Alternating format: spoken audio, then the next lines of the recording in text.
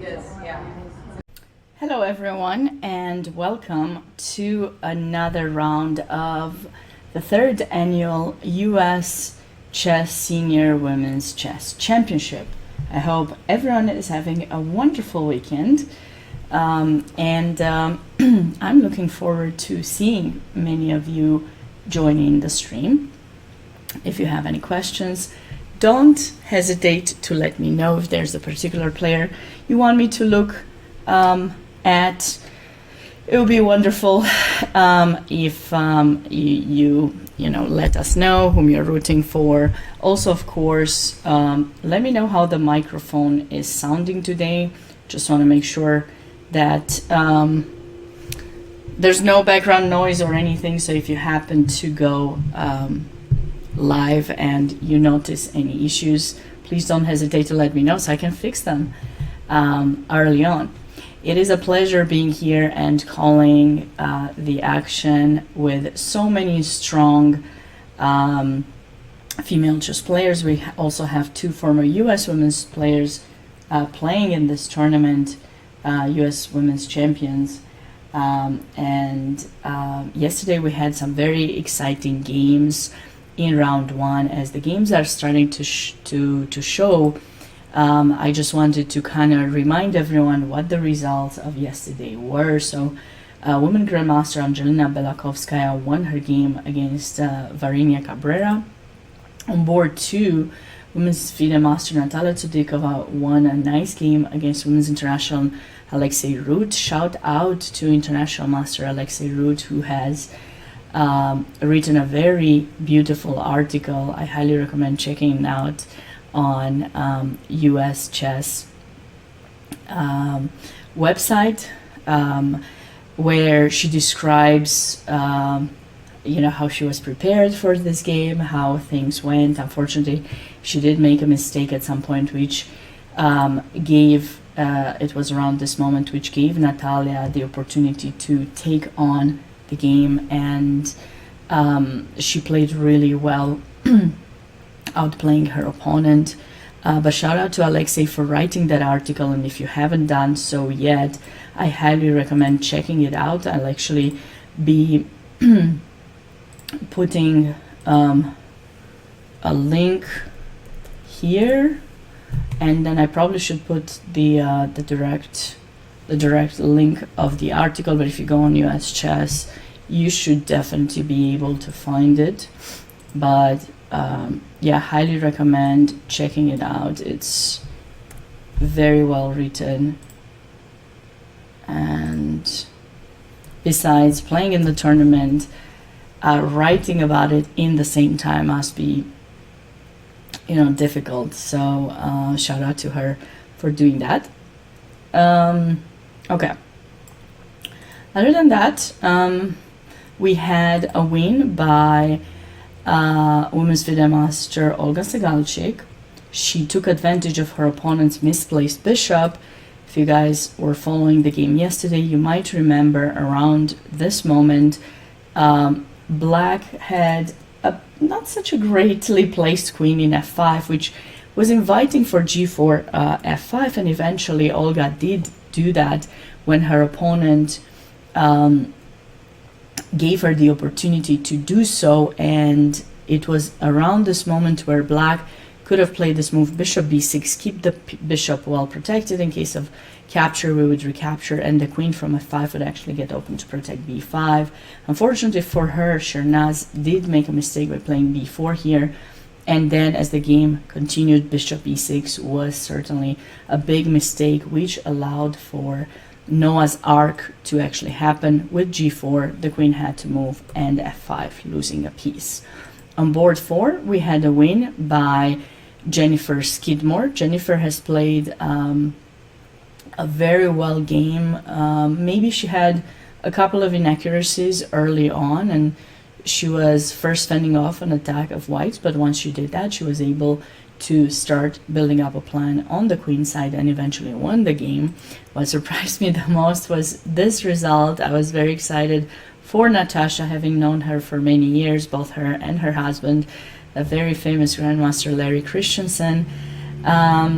I felt she was ready to outplay her opponent here, but due to time difference and being a bit stressed for not being able to maybe convert, she accepted the draw in this position. So that would be a really fast recap before we go on to the we were to go into round 2, and here we are with round 2. And here we are. So I just checked. My voice is there. Good. Yesterday I started the stream without that. I guess the mic stopped working at some point, so not touching anything today. We are staying as focused as we can for this round. Okay, so today new matchups. So Angelina is playing with the black pieces against Jennifer. Angelina 3 times US Women's Champion. Jennifer has played chess for many years. Interesting fact about her, I mentioned yesterday too, she actually played in 30 Michigan State Championships, which I think is amazing. She hasn't played chess for a while, as she was, she became a mom and she was raising her kids, and now that the kids are in school getting into chess themselves, she decided it is time to get into chess. And what better tournament to start with than the US Women's Senior Championship? It's certainly it's a nice environment. It's very beautifully organized. Shout out to Precision 2 AutoCare for supporting the event for the second time in a row and inviting all of these players. These are the top senior players in the country who are eligible and who have accepted the invitation to compete. So we have a closed Sicilian, the Grand Prix to be exact, G6, Bishop B5, Knight D4. Now in this position, when you are playing with Bishop B5, you certainly are creating some unpleasant threats on C6, so Knight D4 is the way to go here. Knight to F3. Bishop G7, and this is the situation.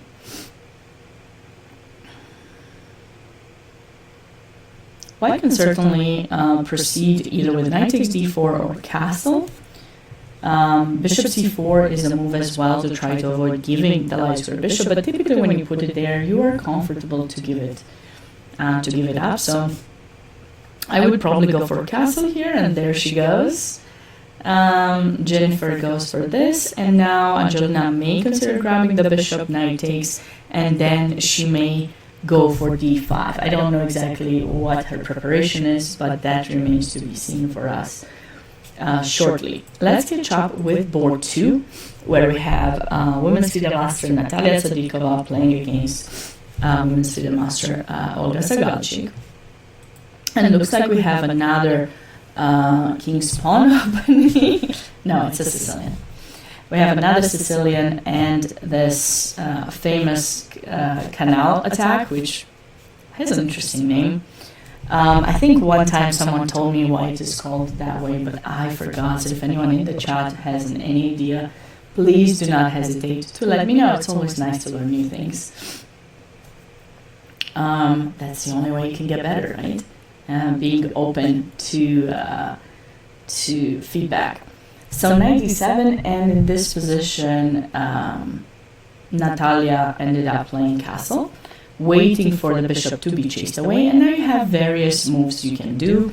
The most popular ones are bishop takes d7 or bishop to d3. And when you're learning to play chess, you were told never to put a bishop in front of a central pawn, but things change as you get to be stronger, right? So bishop d3 is the move that Natalia chose. She doesn't want to give her bishop pair, and although this bishop is temporarily restricting the d pawn from advancing, now I'll play c3, bishop c2, followed by d4, and white is going to have a very nice play after that, controlling the center, of course. And there you have it, c4. Now that might be a move that was maybe played a bit too soon, potentially. Knight f6 is, in my opinion, a bit more natural. And after bishop c2, there's this e5 idea now. Okay. C4 is still an option. Of course, black can play c4 also, whether here or there. There have been quite some games in this position, so it's still relatively, well played. And the idea is basically, once white will choose to attack the center or put the pawn in the center, better said, black is going to take en passant. But I've seen a few games recently where white decided to play b3 and trying to get rid of the c4 pawn first and then follow through with d4, which of course would be nice if possible. But we'll see what Natalia chooses. This is the current position after e6. We'll see if she chooses to play b3 or maybe d4 directly. Something else that from a positional standpoint would be nice from white's side, I would say, would be maybe a4, since black may consider going b5 and creating this chain, developing the bishop in b7. If black plays b5, then of course bishop b7 will work, but right now, we don't know. We don't know what's going on. Well, we know what's going on, we just don't know what Natalia has planned for this position. If I'm not mistaken, she might have played something similar against Olga last year, because I do remember this is a line she often plays. Oh, Noir, hey, great to see you here. How's it going? It's been a really, really long time since I've seen you on a stream. Hope everything is going well for you, and yeah, just good to see you. Good to see you here.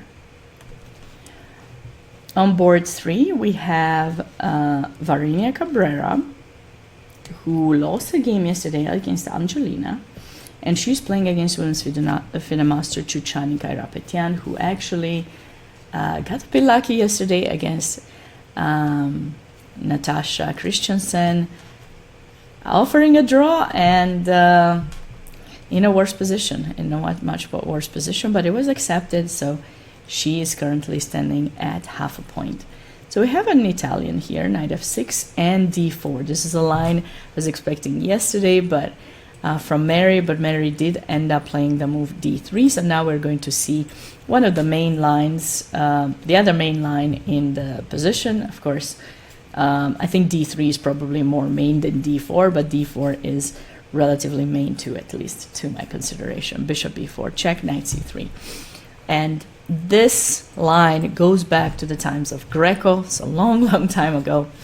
And many of you might be familiar with the traps in the Italian. I hope you are. If you're not, we're going to see them right now. Obviously, in this position, black cannot play the move knight takes c3 because they just lose a piece on the spot. So that's the first trap. Another trap that a lot of people should be aware of is that after knight takes c3, pawn takes, bishop takes c3 is a move, but white has this move bishop a3, allowing you to capture the rook, and then we're going for rook e1 cheeky, knight e7, rook e7. We're taking everything there. We can check them first just to make sure the king is gonna go somewhere, potentially locking either this rook or the other one, and then white can capture the bishop. And even if the material looks equal-ish, white is for choice very well. The engine is giving it more than very well decisive advantage. So those are the two traps that you always want to show if you are, a coach to your students who are getting into chess. It's a nice game to explain positional chess development, learning not to be too materialistic, and understanding the king's safety is more important than grabbing a pawn, especially before you have finished your development. So, if you're looking for ways to try to to get into teaching, or maybe you have some students who don't know how to approach things, just remember, take it easy and start with things that matter to them on the long run. Teach them how to build good foundations and go from there. So here, after pawn takes, d5 was played, and this is pretty standard. White has opened up this bishop to go to a3, but with black, before doing anything, we want to make sure we do have control in the center, and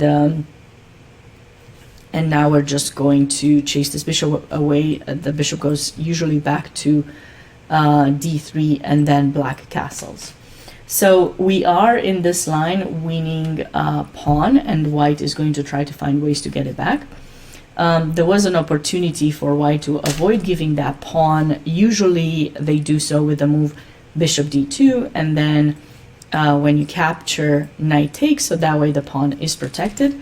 If black chooses after bishop d2 to take the pawn in this situation, then we can go for bishop takes b4, knight takes b4, and here bishop takes f7 check. So white doesn't actually stay with a material disadvantage. It's just, you know, like temporary. Queen b3, attacking the knight, castling, and white just gets the material back. Also knight e5, by the way. Knight e5 sometimes ends up being a really strong move, and you know, black is uncastled, but shouldn't have much trouble getting a balanced position.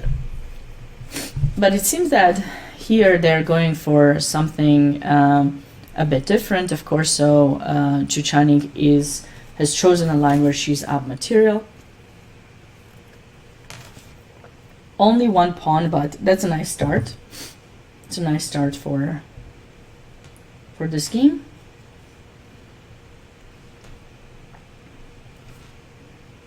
And wait, is this is the current position? Bishop d3. Okay. So castle is what I anticipate will be played in this position by black.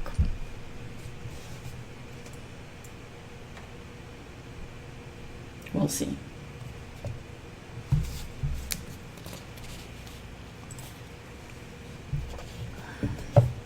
And we have the first result. We have the first result in this game between Women's Candidate Master Natasha Christensen and Women's International Alexey Root. Again, shout out to Dr. Alexey Root for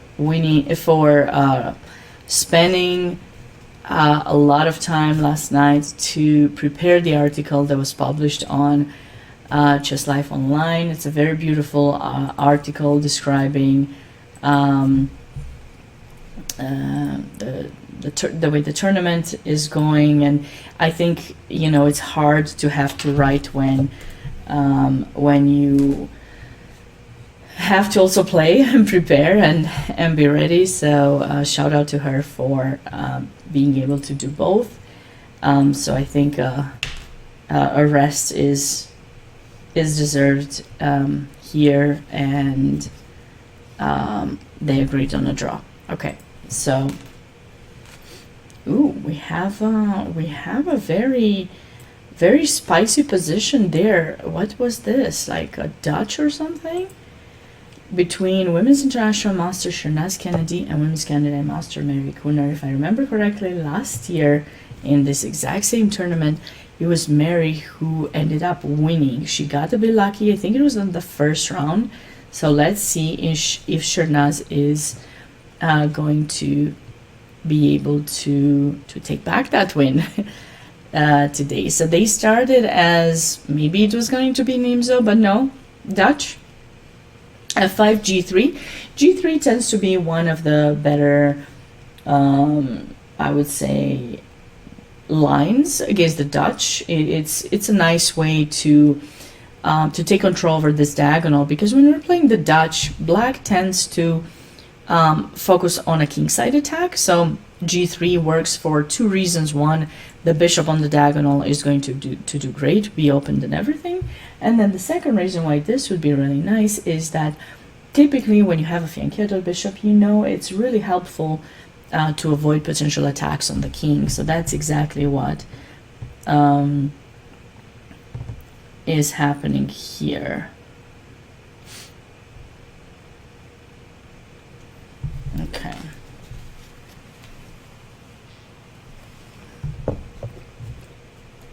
Stonewall. Okay, so that's a change. There's a difference between just regular Dutch, Leningrad Dutch, or just classical Dutch, and Stonewall, right? So the Leningrad would be played like this with G6 here, and then G3, Bishop G2, and Knight C3, Castle, and White has the opportunity to go with Knight F3 or Knight H3 here. But the idea is basically Black is fianchettoing the bishop, and then they play D6, followed by Knight D7, and they try to find a way to play E5 and give themselves more space. That's the Leningrad. A regular Dutch eventually will have the ability to still play D6 and E5, but not just yet. But here we actually see the pawn going all the way to D5, so this will lead to a Stonewall. And they say it's not so easy to break the Stonewall, so we'll have to wait and see the full follow-up of this game. But Knight D2, A3,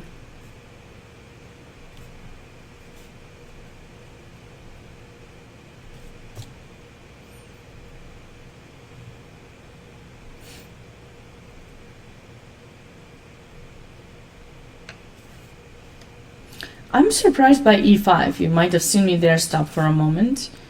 It's okay, so Shernaz is playing A3, which is a bit not ordinary to play A3 here. I'm not sure exactly what was she thinking to play that move personally. There's no need for White to play A3 to go B4. Usually White develops just naturally like this, and then at some point puts the knight in E5 and the other knight tends to go to F3. So those are some nice arrangements of the pieces. But A3 is a bit unnecessary. Black will never go bishop B4 and take the knight, because when you put all your pawns on white, you cannot give up the dark square bishop. You need to keep it on the board. So it was not really a useful move to play A3, and now she plays with knight H3, which I wonder if she's confusing her lines, because against the Leningrad Dutch, yes, you would play with knight H3. But against the regular Dutch and against the Stonewall, when you have this outpost in E5, you want to take control over it. How are you going to take control over it with the knight in H3? You're not. So we're going to place the knight in F3, and then we will find a way to support, to place it in E5. Okay, so she played knight H3 instead, and here Black is going to prepare to get this E5 in. B4.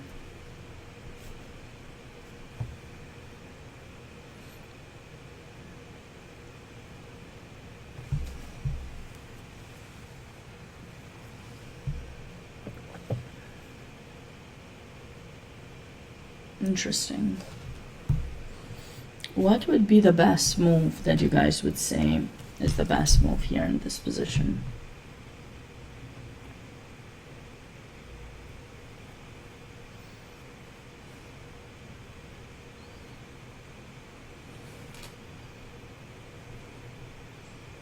I don't know if Black is totally ready to play this move. So if we take,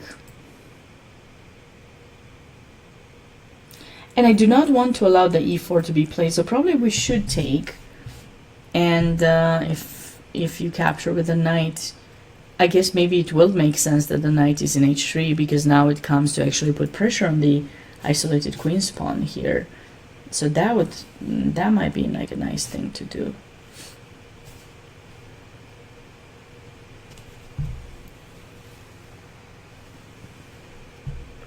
That might be a very nice thing to do.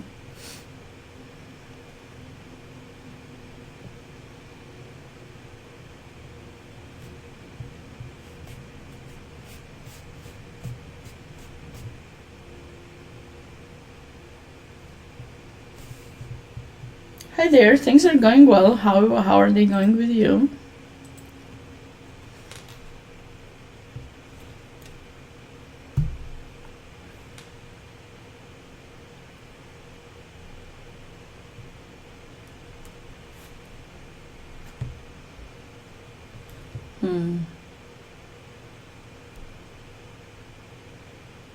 Knight g5 is probably a bit too much, because the knight in g5 doesn't have a follow through to another place. It's just threatening knight e6, which is easily met with queen e8, and the knight would have to be chased away. No, I'm not playing. I don't meet the age requirement. You have to be over 50 to compete in this tournament. I'm just analyzing the games going in it.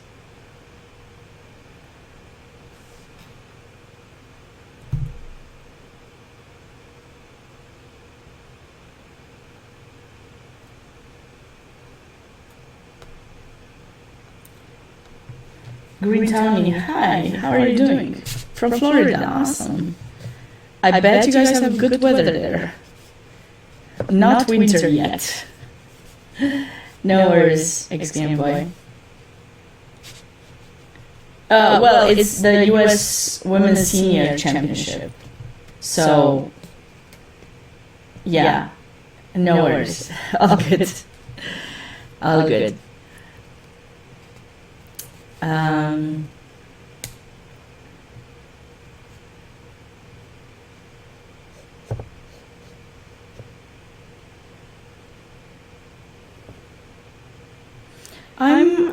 This is a bit mysterious to me. I'm puzzled about the move knight g5.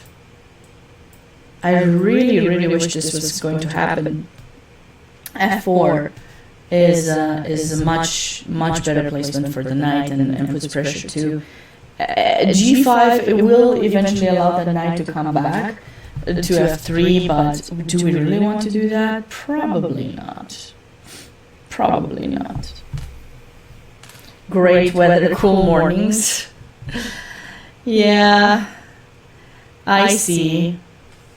Okay, so now Shernaz is taken, but how is it helpful that she has knight here? Pawn takes.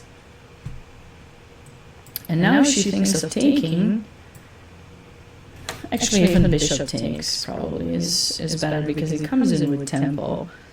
And then if we go rook b1, bishop b2, maybe knight b3, that could be kind of a nice idea, I think, for white. What brought you guys to US Chess channel? Do you know anyone in particular here? Or you saw me streaming and you decided to join in? Or are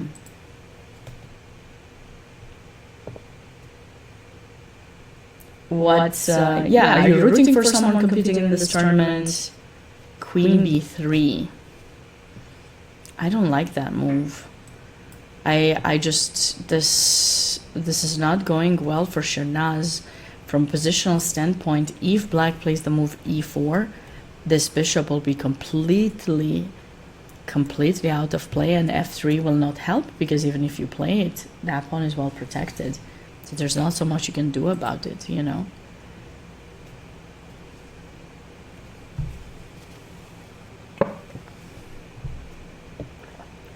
It is very important. So you see, there's a lot of things in chess that makes a difference between different levels of players. And we all have our strengths and weaknesses. And one of those things that we're struggling with a lot is this idea that you learn a thing in a certain way, and then you see someone else describing it differently, and you might think whoever taught you in the first place might have not wanted you to know the truth, the real truth about the position. But the way I like to explain it is, as we go through the different stages of our chess improvement, we have things that we understand a certain way. So when we are at the start, it is very important to learn the importance of center, controlling the center, space, being mindful about our bishop pair, keeping our king safe. Those are things that have to become a core understanding, and without getting a good knowledge of that, our progress is not going to go very well. Now, if you start understanding those things, you can build upon it, and you can start playing things and making concessions or making changes. You can sometimes give up the center in order to get something else in return, for example. Like maybe you can give up the bishop pair to get your opponent to have double pawns. So you start being able to actually compare the different positional traits that exist in a position, and just simply make a decision of whether that works for you, for your position or not. And when we tend to develop to be more aggressive, like more of an attacking player, or if we tend to learn to be more of a positional player, and we're not trying to take advantages or just trying to understand the other characteristics of being the opposite kind of player than what we are, we will make more mistakes. Now, to my knowledge, from seeing a lot of her games, Shehnaz is a more aggressive player. So sometimes we can miss a lot of positional ideas because we are focused so much on trying to attack. And what she's doing in this position, she's considering herself what it is that she wants to do. She notices that pawn is weak. She knows that she wants to attack. So she's thinking that this is something that she has to do. She's probably not considering to take here because when you want to attack, you sometimes want to make sure that your opponent's pieces are not going to come in to defend. And in this case, by making that trade, you would be allowing black to actually have a better square for the knight, or maybe better square for the bishop. So you're trying to avoid that. But by making the decision to play the move queen b3 without considering what are the opponent's answers, and maybe she did, but she just might have not realized that by making that move and allowing black to play e4, even if it's true, she does not let that knight to go on a better square or this bishop to go on a better square. In fact, allowing e4 can make things more difficult for her, because now her bishop is locked in, black has more space, and it's going to be a bit of a struggle for white to really be able to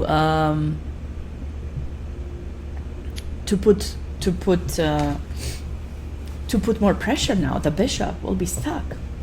So just know, and I see Green Town is back into chess. That's wonderful to hear. I mean, just be mindful how you're going to get back into it. I don't know what your level is. Feel free to share if you want to, but just remember, whether you're going to try to learn things yourself or if you're going to get a coach, just try to make sure you're building good foundations, or you're revisiting your foundations and being mindful of how you approach chess, what things you're learning, the areas where you're getting all your information from, because there's a lot of good information out there, but sometimes it is not targeted to our level.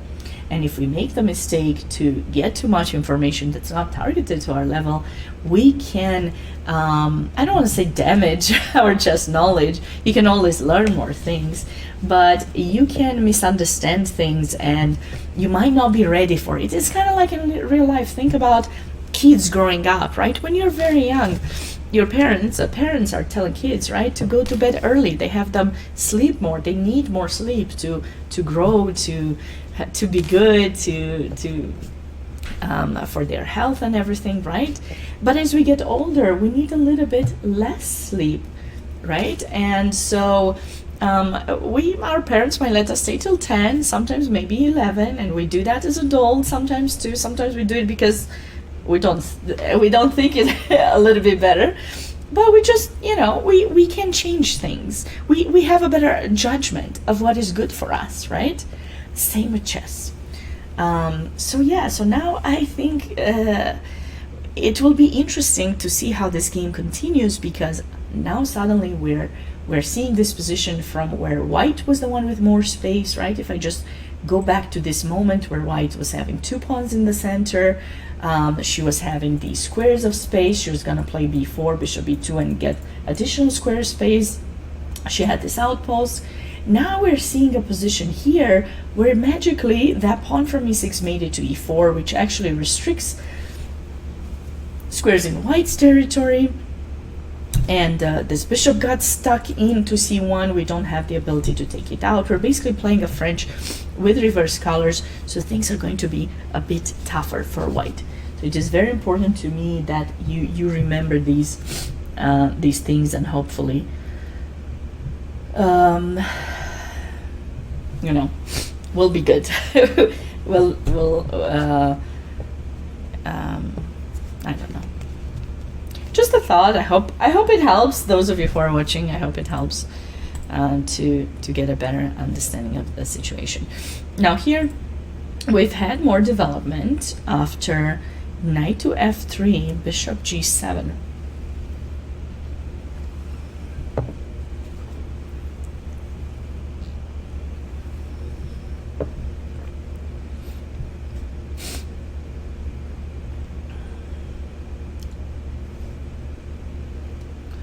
Jennifer may have rushed with that move. I guess she never did take the knight in d4. That's, to my knowledge, that knight is usually being captured because, yeah.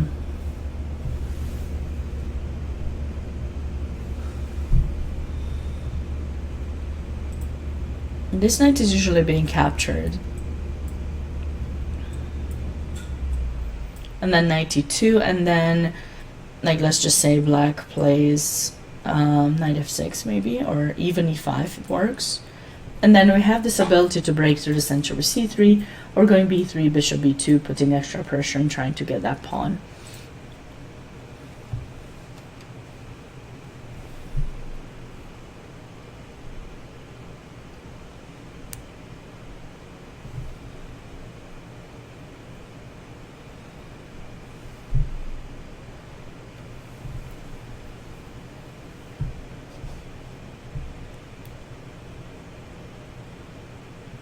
I like Angelina's decision to play knight h6.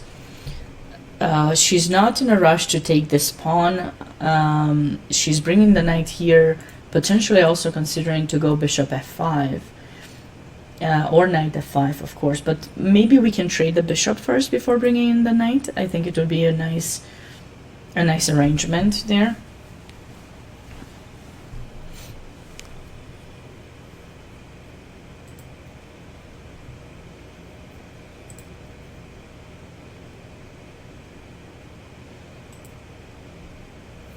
So we stopped around here in Natalia's game, rook e1, and she did play b3. I was mentioning there are three options here for white. One was a4, one d4, and the other one b3. So she chose b3, trying to deflect the pawn from here so she can go d4. Black chose to support the pawn, so obviously now if you're going to take in c4, pawn takes, everything fine. So Natalia continues with a4. I like this move, very natural. We're trying to break the chain of pawns closer to the base.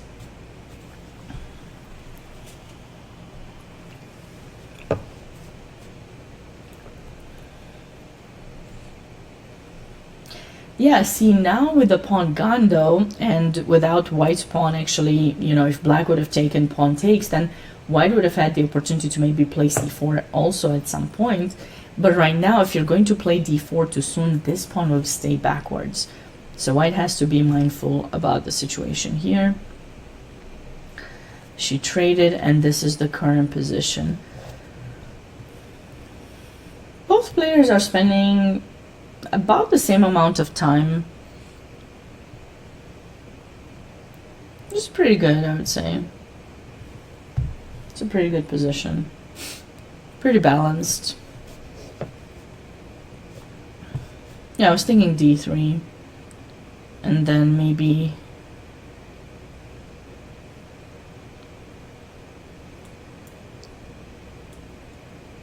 bishop f4.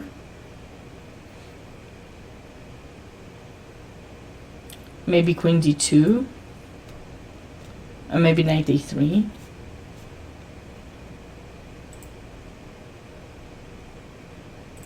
This is the game where white played the line where they give up a pawn. Rook e1, bishop f5, and here white is thinking. Usually you're trying to get some kind of an initiative in these kinds of positions. So like maybe like c4, and yeah, there was the bishop c5. Hi, Steven. Yeah, there was the bishop b5 canal, not canal,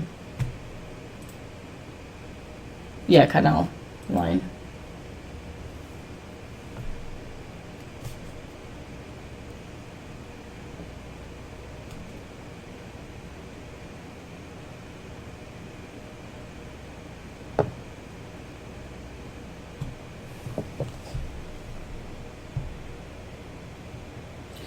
So I'm a bit confused about your comment, Lyndon. Senior is about 50 years old. That's usually what we refer to senior.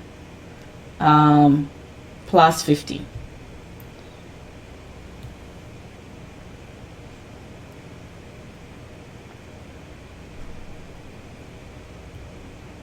So with white here, we can consider c4 or queen c2. Which one of those two moves do you think is going to be played by white?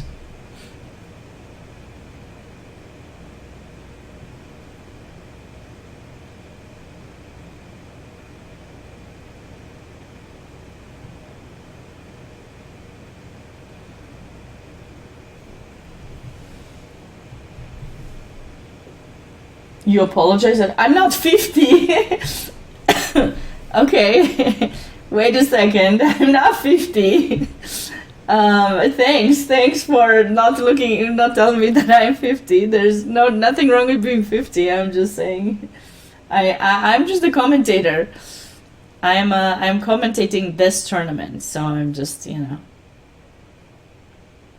You're gonna say rook b1 and then you realize that knight c3 may be just a little bit dangerous. Makes sense. Yes, these games are not played by me, guys. We have these ladies who have had great careers. Many of them have, some of them have represented U.S. in the World Women's Senior Team Championship. They've done quite well. They got medals in this year and last year as well. And we have two former U.S. Women's Champion playing in this competition. Those are Women Grandmaster Angelina Belakovskaya and Women's International Master Alexey Root, who's also writing the articles and reporting for this tournament. So yeah. You're watching that tournament.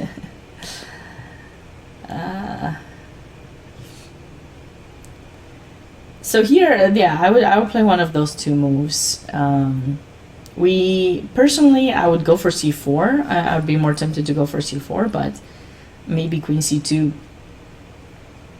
is more cautious. We don't want to open up the position unless we're actually seeing a way to get back into the game, maybe. The extra pawn that black has, if we can get it back.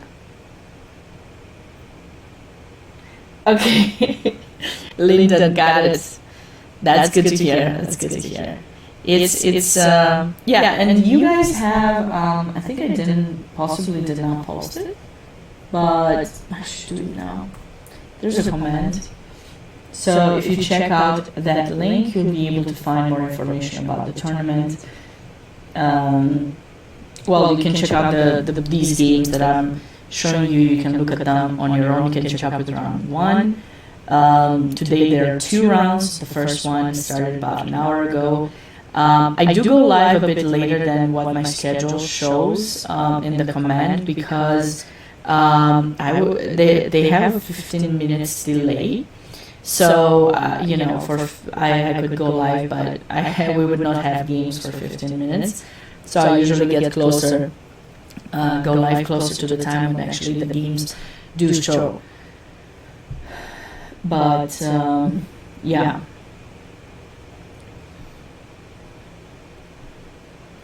And let's see what else has been going on here. Shernaz is starting to get a bit in trouble. She did play f3 here, but I don't think she's ready.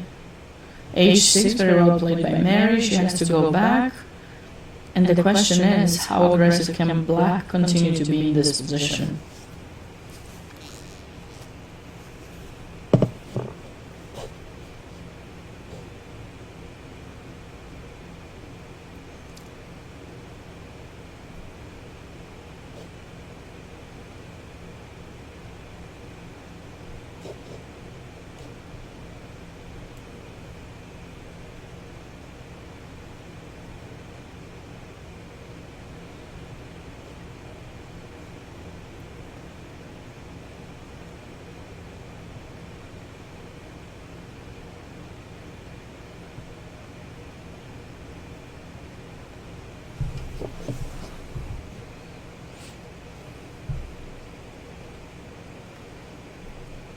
This was my my thought. Can black go this aggressive? I guess she could. White is planning to bring the knight to f4, and then of course, you know, put some pressure on d5 and g6. But with the bishop in d6, we can of course also consider to grab the knight in f4. But what other, could black also just play b6 maybe? And if you go knight f4, just take it for by bishop a3, a6. That could be an idea.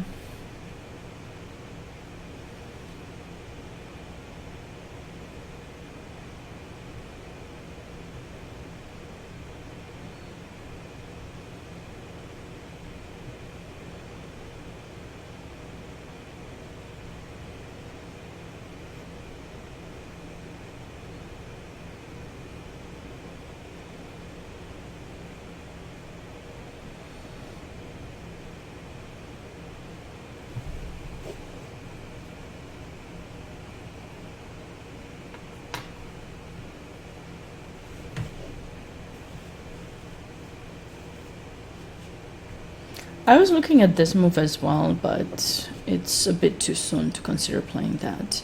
Black needs to find a way to develop these two pieces. They're important to get into play. That's why I was suggesting the move b6.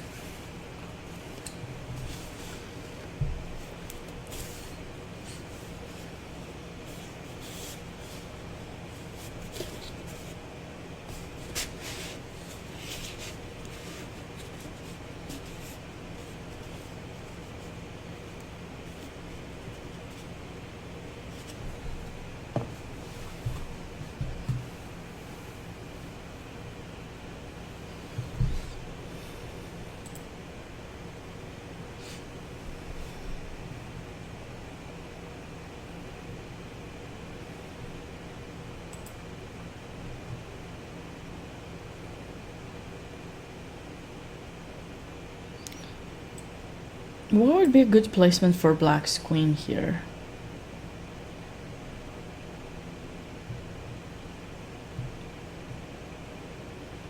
His knight f4 is indeed happening, and okay, I guess we could maybe play queen f7, but then also queen f7, I'm a bit worried about captures here. No. This is too much. I mean, I wish that move worked, but it's a bit too much. We're just giving up a pawn. It looks nice, but we're not ready for it. g5 is the move that I like the most in this position. Okay. So Jennifer played knight e4 here. Knight takes, queen takes, takes, bishop takes. And you really wish you didn't have the bishop in d3. You really wish now you could go d4, although even that wouldn't work because bishop takes. That would have been a nice double attack, right? But it won't do. It's not gonna work. It's simply not gonna work, so...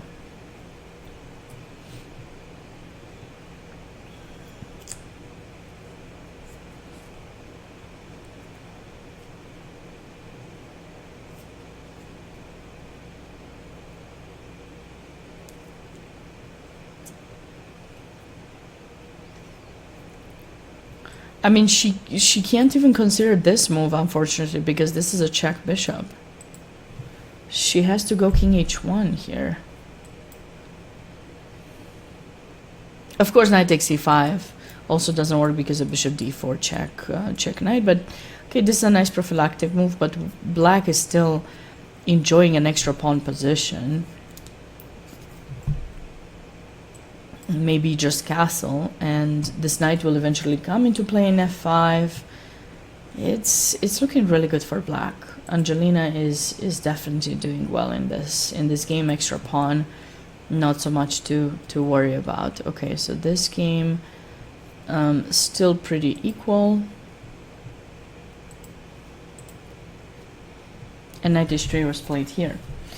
From all of these games, do you guys have any specific games you want us to go over? Any specific requests? Are you rooting for anyone? Do you have questions for me regarding chess improvement or anything else that we could help with?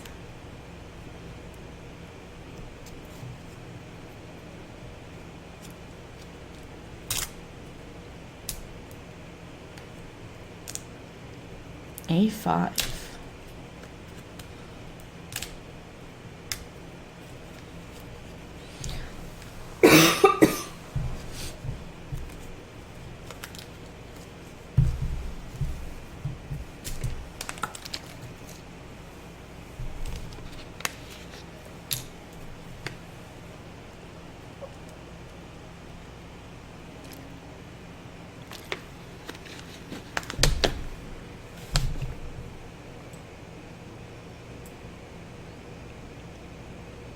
If we could do this, we would be happy. But this is the idea, so no, it's not happening. It's not happening. So I guess this is probably the best. Just take it and go a4. This bishop requires to be developed. You need to take this bishop out, and that's the only way to do it. And black is actually helping with the move a5. That's not really ideal. It's not ideal to allow that move.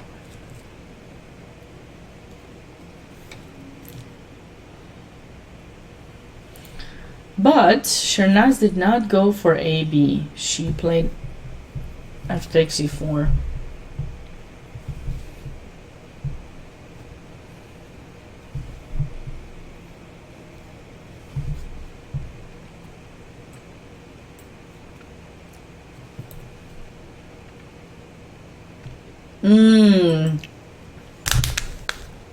Okay, now I understand why that move is marked as a mistake already.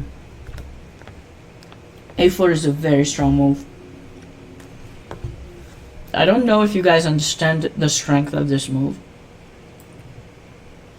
A4 stabilizes the pawns on this queen side of the board. The bishop gets restricted, doesn't go out. And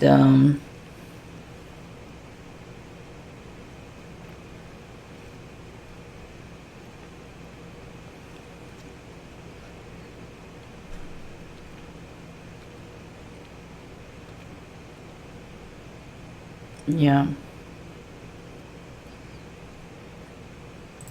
that's a problem. If Mary play, oh no, she took. So she's giving white one more chance. What did I say white should play in this position? B takes a5. Very important for by a4. Get this bishop out of there fast. I don't know if Shernaz is going to play it or not. I hope she is, because if she doesn't, her bishop in c1 will be stuck there forever. She needs to make that move. Oh, Shernaz, no. This is a big problem. This is a really big problem for white. If a4 is played, white is basically out of play. The bishop in c1 is restricted. The knight in f4 looks great, but it can be chased away from there in just 1 second with the move g5. And the knight is not going to stay there for long. Also, where's the queen going after a4? She needed to do something about the a5 first. Always try to ask yourself, what does my opponent want to do next? and make sure you don't let them do the one thing they want to do.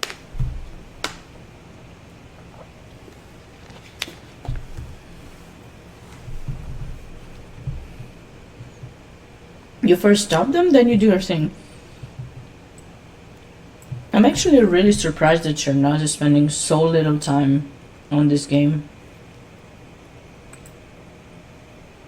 It's like they started with 1 hour 30 and she has 125. This is move 17. You need to be mindful with your time management. I'm not saying to spend that super long, but just make sure you spend sufficient time to think things through.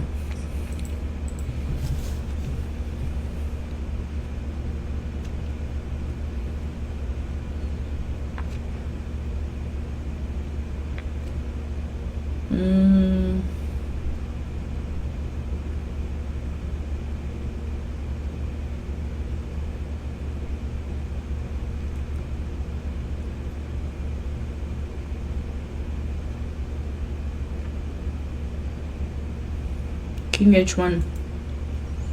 I predicted that as a prophylactic idea, but black can just castle and Angelina zap a pawn. This knight will eventually get into play through f5 or g4.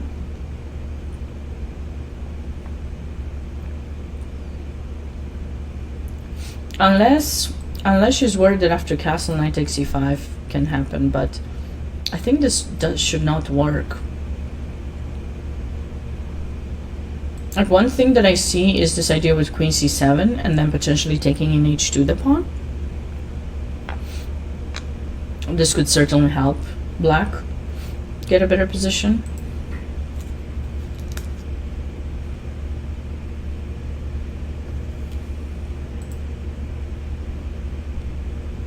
Oh, we're starting to see some things changing here. So now bishop c6 has been inviting this move knight d4, and this move can have multiple ideas. One is, of course, like looking towards the bishop and considering to take it. Then we're putting a second attack on b5, but with our bishop in b3, we actually might consider to take in e6 as well. So a lot of options for white here. We'll see. We'll see what happens.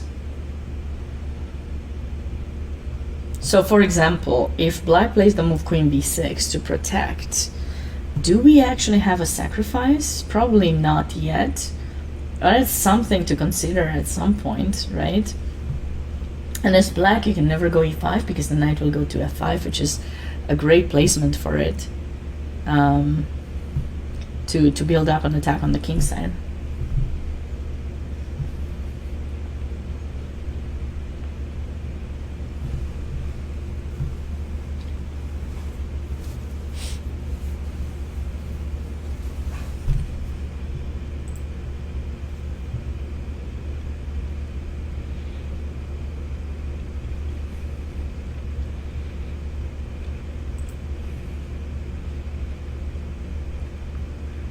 Queen c2 was played here as one of my two suggestions, right? Here, c4 or queen c2.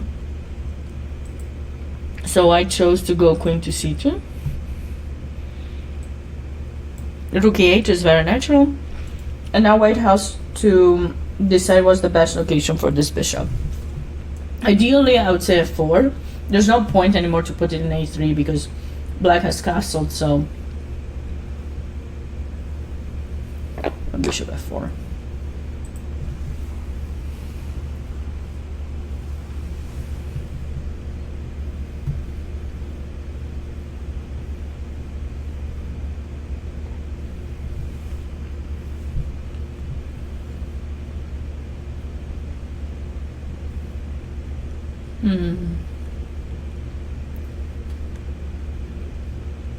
Oh, this was the drawn game, and Mary found a4. Very nice move by Mary here in this position, chasing the queen away, and now black is focused on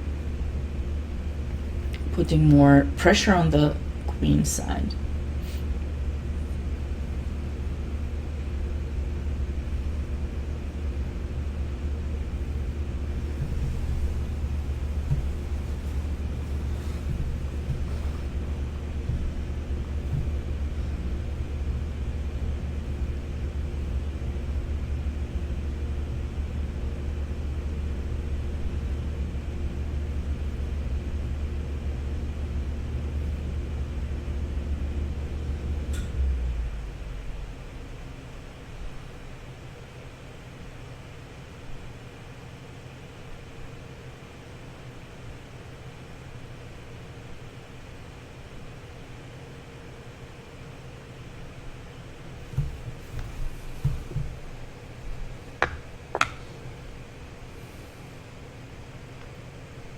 Trying to find a plan for white. I mean, maybe bishop b2 with the idea to play rook c1, but it's just hard to envision a freedom for this bishop at this point, unless at some point white will sacrifice somehow here and then go d5 and try to open up the diagonal, but it's going to be really difficult. It's not easy.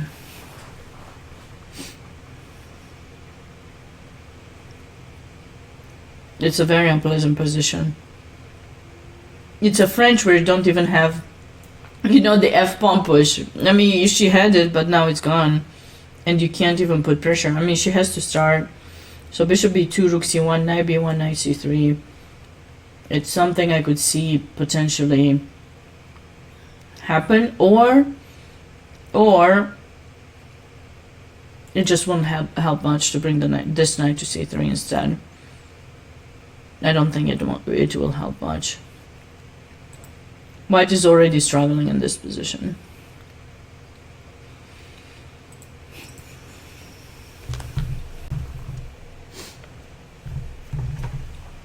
So where are you guys watching from?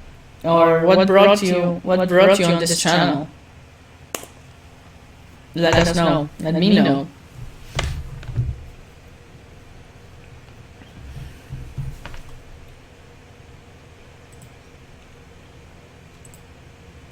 Also, did any of you have the opportunity to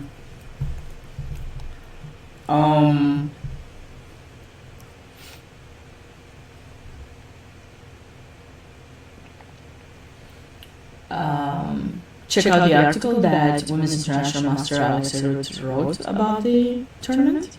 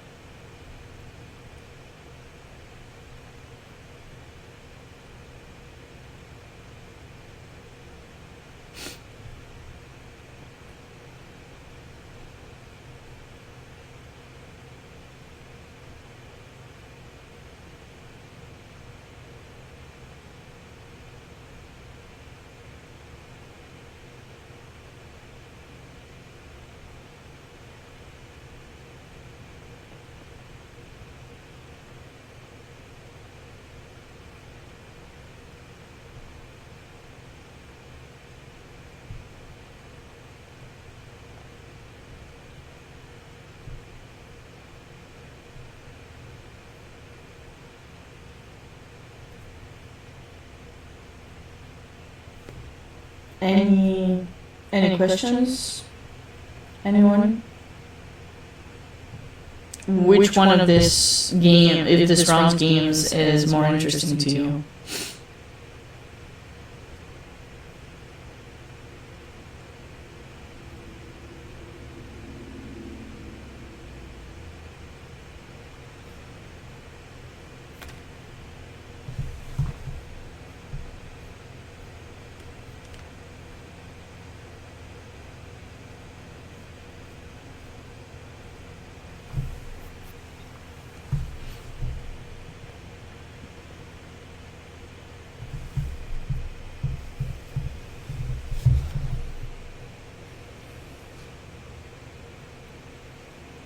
It's hard to imagine in this specific position how white is going to focus on finishing the development. I have an idea.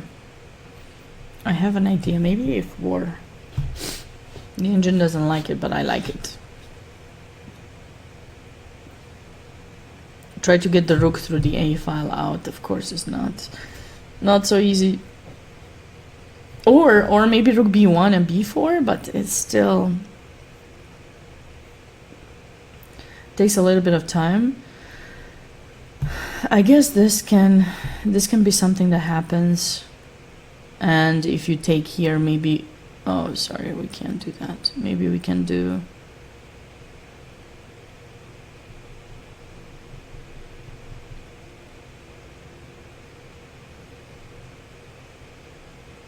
if something like this would happen, I think white would be happy, because then we pretend like we didn't see anything and we just take the bishop. Wouldn't this be cute?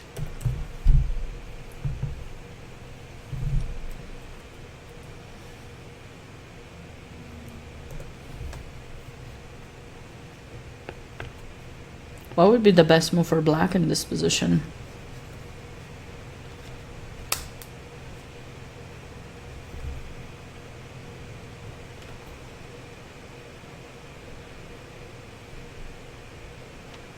Bishop g4, but then we can...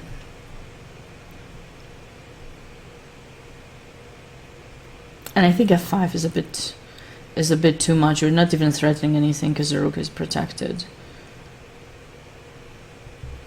Knight g4 probably would allow h3 maybe, but then knight h2. So maybe this move. And if white plays g3, I feel like...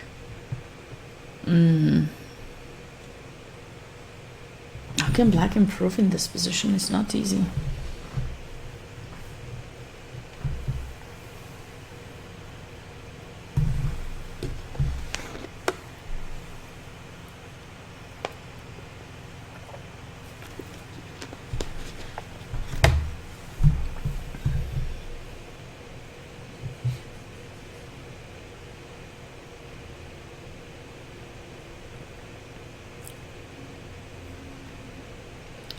Okay, I think we have to just kind of let go of trying to stay, you know, up material. I'm thinking rook b8, b5, bishop b7 would be like a nice way for black to proceed with the development. And it helps get some pressure on the diagonal, you know. That's pretty nice.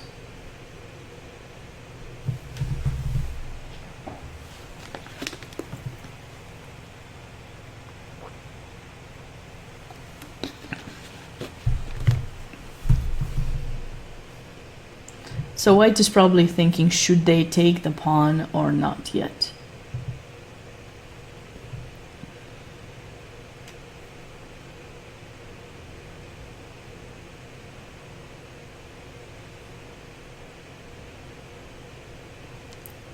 She took it.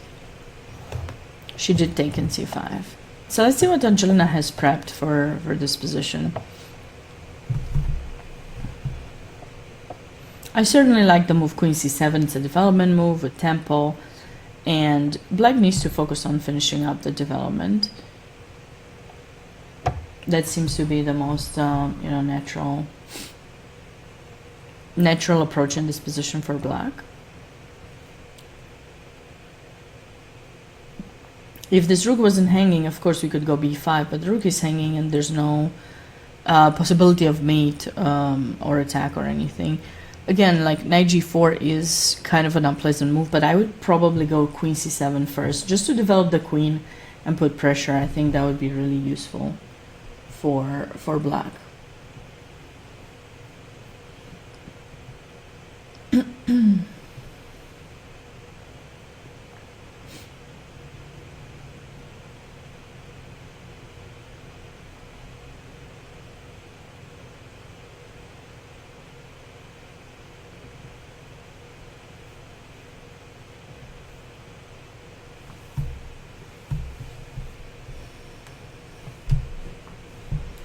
So Natalia decided to take the bishop in c6.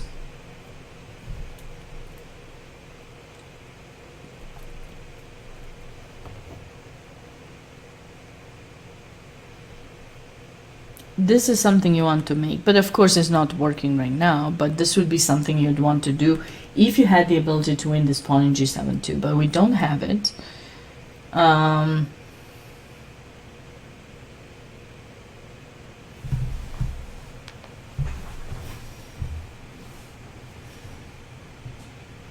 Maybe we can try to...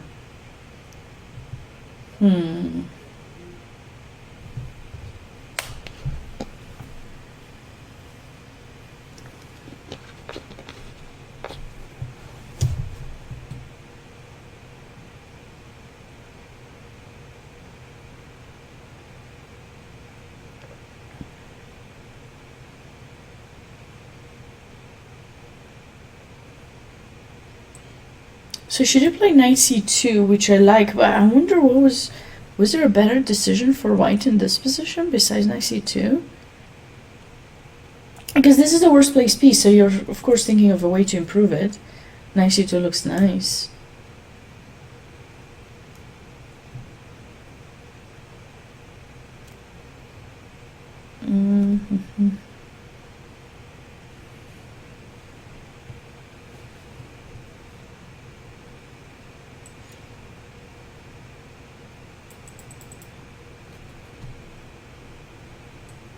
I want to say something like this, but let's go G4, G5, let's go. My favorite is G4, but no. I mean, what if we just take the bishop first? Just take it. And now knight c2, knight d4. Or maybe take it, and then could we go... not yet. Now we have to protect this pawn. So do we put the bishop in b2? Do we put the queen? I guess you can take the bishop anytime. So she played knight c2 first, knight c5, and now she took it. And we're anticipating queen takes. Obviously black cannot play knight takes b3 because I think we'll see knight takes c7 and then queen takes or something. And white's gonna have some discovered attack here and win the pawn. Or maybe there's some other options too.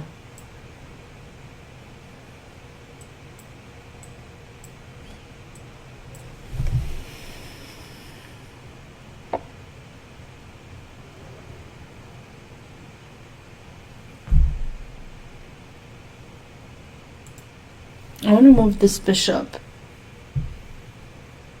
because after that you can have queen b1 and putting pressure on the IQP. It would be a really nice approach in the position for white to put pressure on that pawn.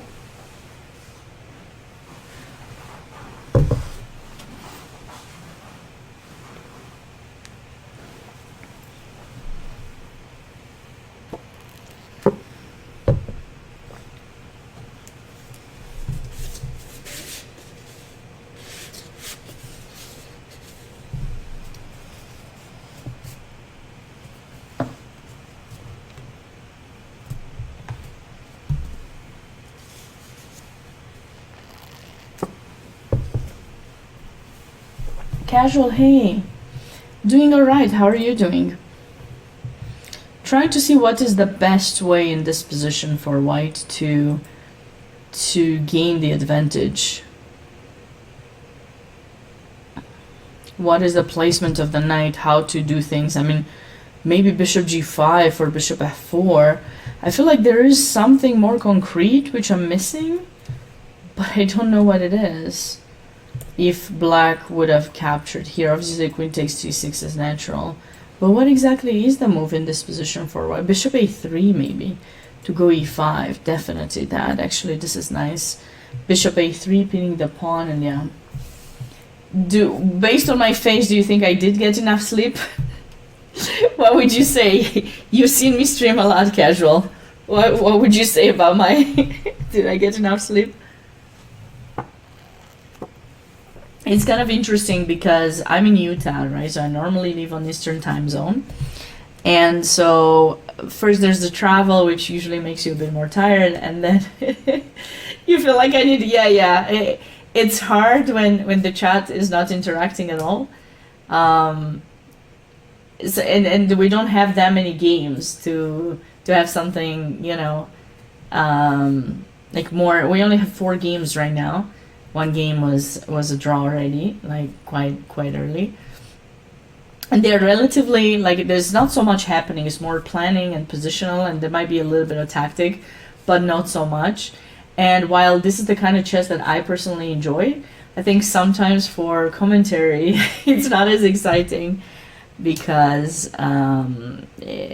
it's a lot of positional play and a lot of like shuffling the pieces around to really get to do something, which is not always something that people want to watch. They want to see more attacks, tactics, sacrifices, and so I'm trying to create those kind of positions, even if they look more, you know, more equal, more natural. I'm trying to create those kind of positions. So you know, I try.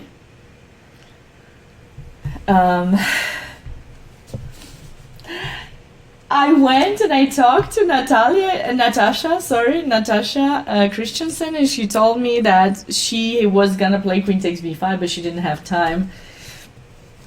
She had 2 minutes and she was nervous. She didn't know if she could outplay her opponent. She was gonna play queen b5, which actually queen takes b5 was not necessarily the strongest move there. She missed the chance to win the queen, and then she thought, you know, yeah, just take the draw. I mean, she's the lowest rated technically in the tournament, but I really think she's stronger than her rating. Her rating is relatively low. So, yeah. Her opponent did offer a draw, so I gotta give a shout out to to Chanik for offering a draw in that position, because she saved half a point. She saved herself half a point. What to do? It's okay. It's okay.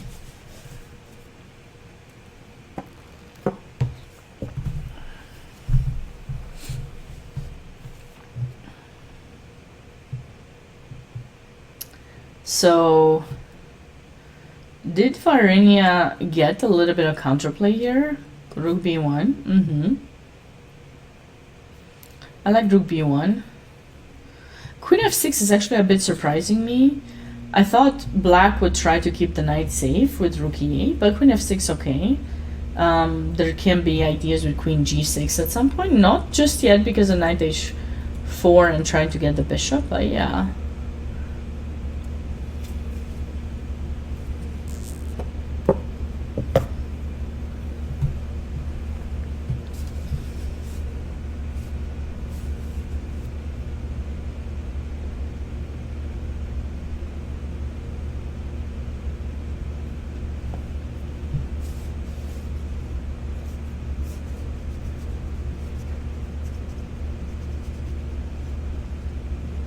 You can understand nerves.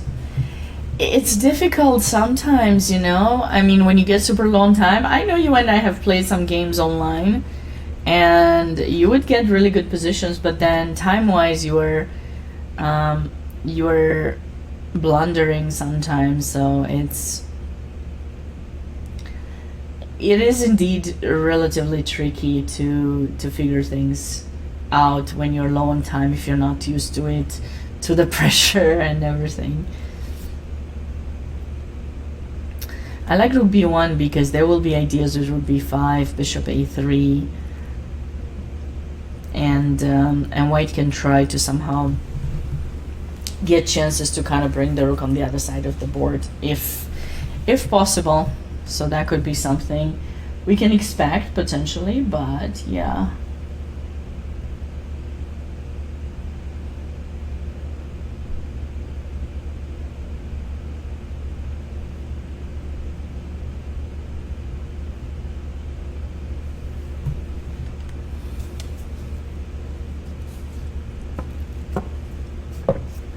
Mary is strengthening her position and her positional advantage. She chased the knight in f4 away now with g5, and she will have to find...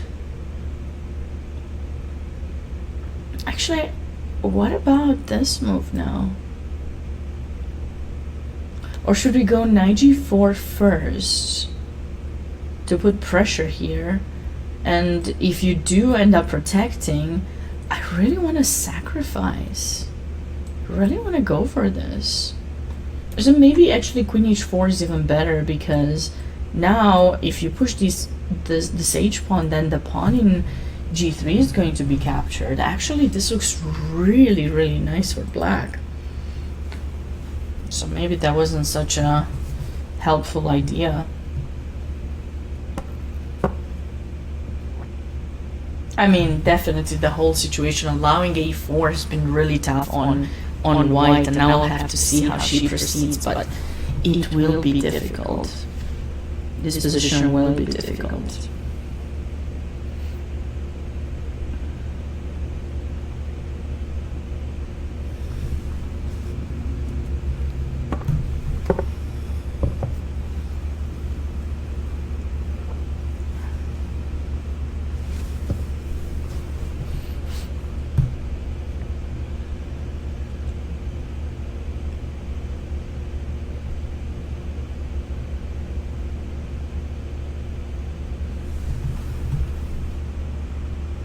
Wait, what? I didn't touch my mic. You serious? I tested it. Come on. Come on, Mike.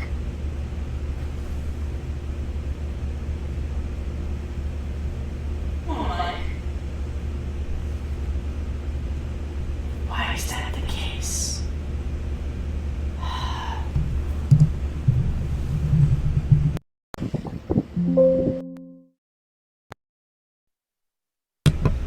How about now? Is it back? Is it the AC in the background? I did not touch it. I specifically said it. How is it? Now it's fine? Okay, so my mic probably... I need to get a new mic.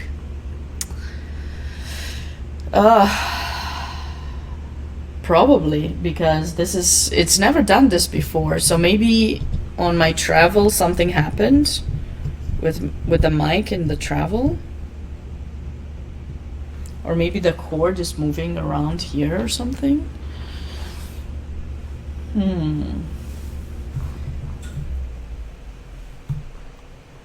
I didn't even touch it. It's like far away, you know? Like just untouchable. Okay. It was I maybe I went for it for the dramatic effect, you know? Dramatic knight g4. I feel for sure Naz, she's not doing so well here after queen.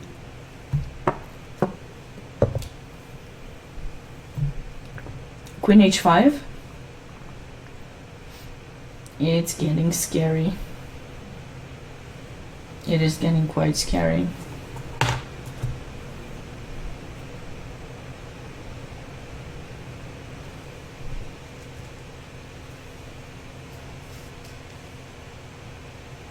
I'm not a diva, come on. No. Why would you say that? Oh.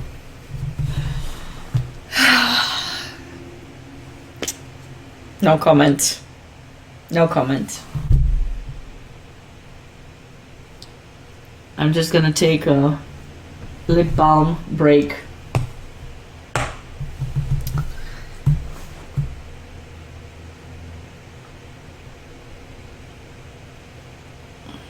It's very interesting, the altitude and how dry the weather is here.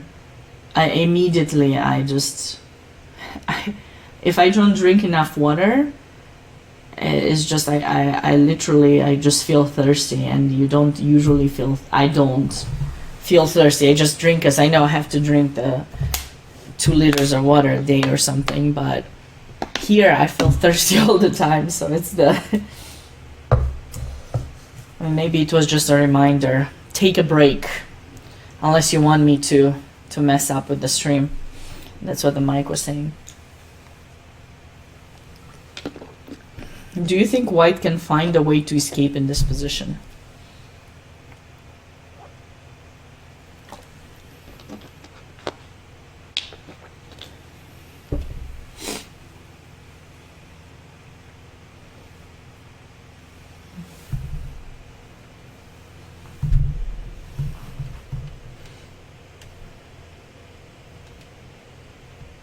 I'm not really seeing any kind of maybe sacrifice here. It's rook takes, bishop takes. Then what? Knight f1. Maybe something like this.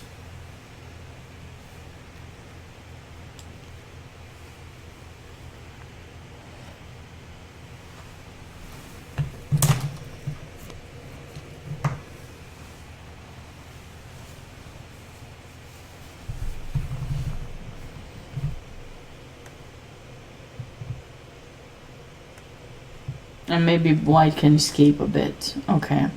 So she has to trade rooks and knight f1.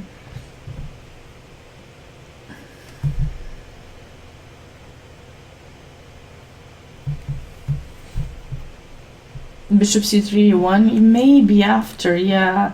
The bishop is so sad. She allowed this move. She could have taken in a5 and then go a4 and get her bishop out, and it would have been at least something. But she allowed e4 and then she allowed a4.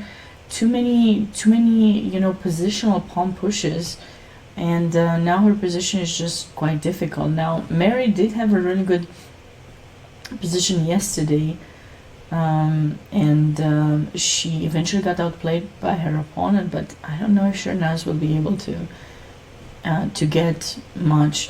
Even if we do play bishop c3, bishop e1 to cover this, and maybe cover f2 also to play h3, we do want to trade that bishop. So any b5, getting the bishop to b4, or maybe h3, g4, bishop g3, those would be really, really like coming in so handy if those ideas are possible, but I don't know.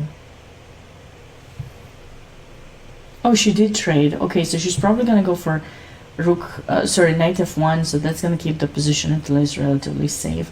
So I guess there's no moves. There haven't been any developments in this position yet. I suggested queen c7 followed by rook b8 and b5 for black here, because obviously black has to complete development. White is still struggling, cannot push the b pawn to develop, needs to move this bishop to play d3 and develop the bishop, so it's gonna take a while, and queen c7 comes in with tempo, so why not? And here Natalia is going for f4, f5. This game is so much like reminiscent of what they played last year. I'm pretty sure it was still the two of them that played this.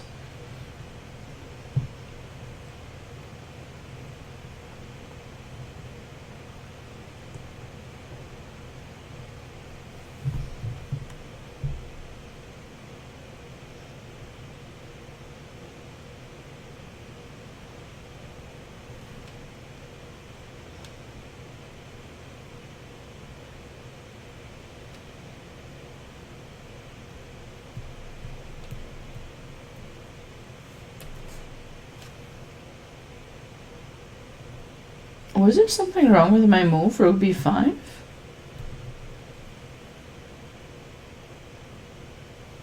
I don't think so.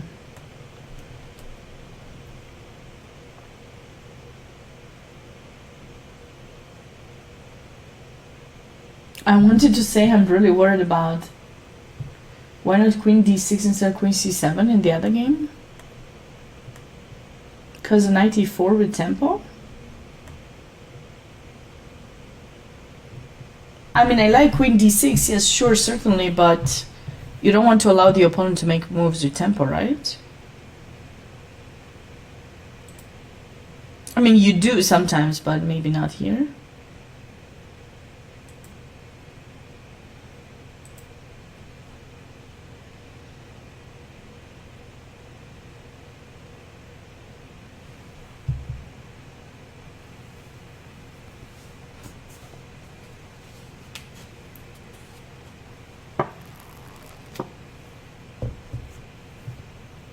No, no worries.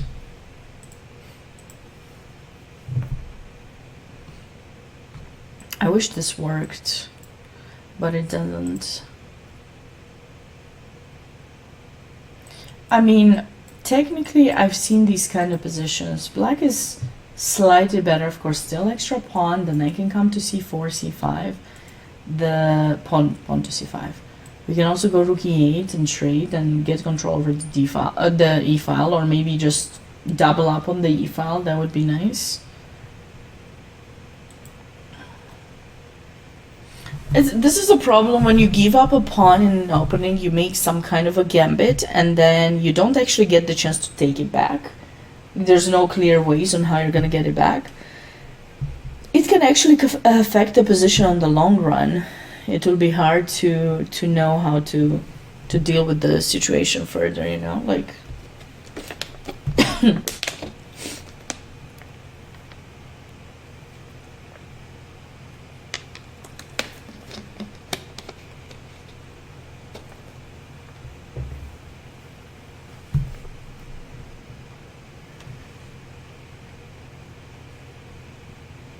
she did take in the, so she's probably gonna go for that line.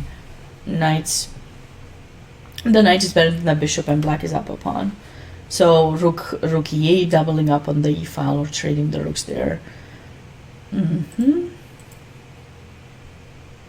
Wait, she didn't go for knight f1. She's trying to be tricky. It's a nice idea, don't get me wrong. It's a nice idea. She wants to sacrifice in e4 and get this in. But you see what the problem is. First of all, black has some threats on white's king. And on this pawn. Second of all, it's a check, the king moves, and white has the queen behind the bishop. When you're building up a battery, you want to have the queen in front of the bishop, not behind the bishop. So it's not really helping much playing the queen to a1.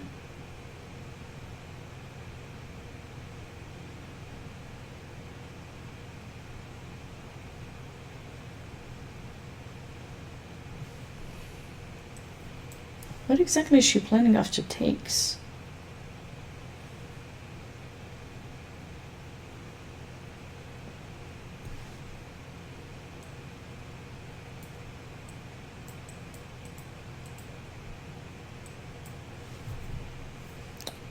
No checks, no nothing, everything is safe.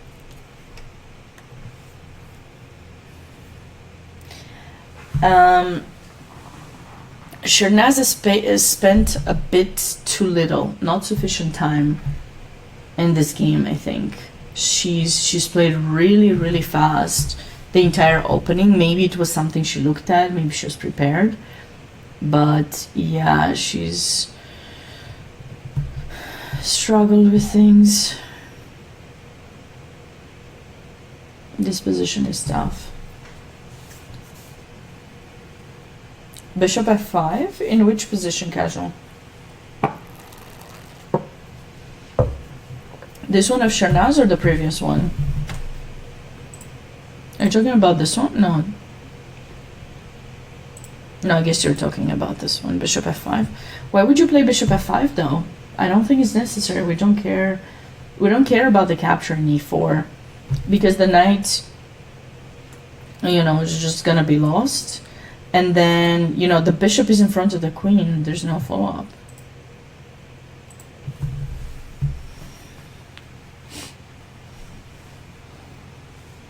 There's no real follow-up there.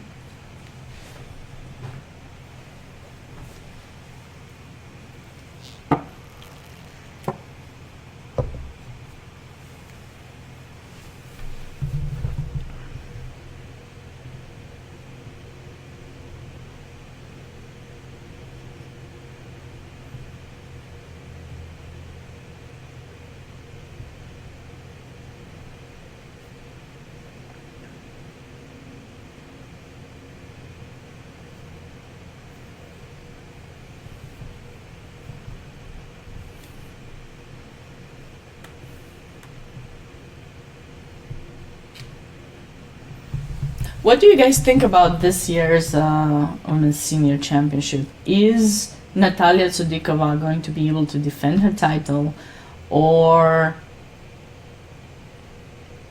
is there another player who will be able to challenge her title? I was trying to figure out how to phrase it. I think it's going to be difficult because, you know, Angelina is definitely trying to get that title back, I'm sure. But Natalia has had a great year. She's improved a lot. She gained a lot of rating points. She's competing in the Women's World Senior Chess Championship. And she did quite well there. I mean, she probably had even higher expectations, but she's been training a lot. And I had the pleasure of spending some time with her and also interview her on US Chess podcast. For those of you who don't know, over the past year, I've recorded almost every single month a podcast on US Chess. It's called Class in Session, and you can definitely check it out on US Chess YouTube channel. A lot of these streams are also posted there, so if at some point you feel that you missed something or you want to see a specific game, you can always do so. They're usually posted on YouTube, and you know, it's nice. It's nice to see um, the um, the the videos, like looking back at some things that happen, interesting moments, um, some tactical moments as well, of course. So you can always do so there. And also the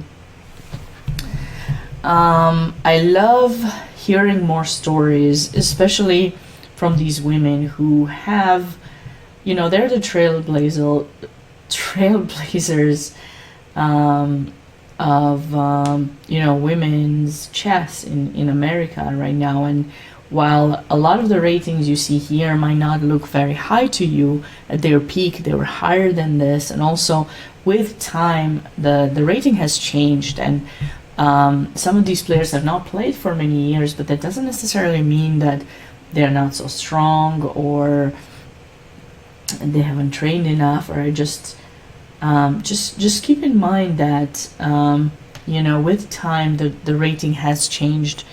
And I think there's a bit of inflated rating right now. They're trying to do something about changing that, but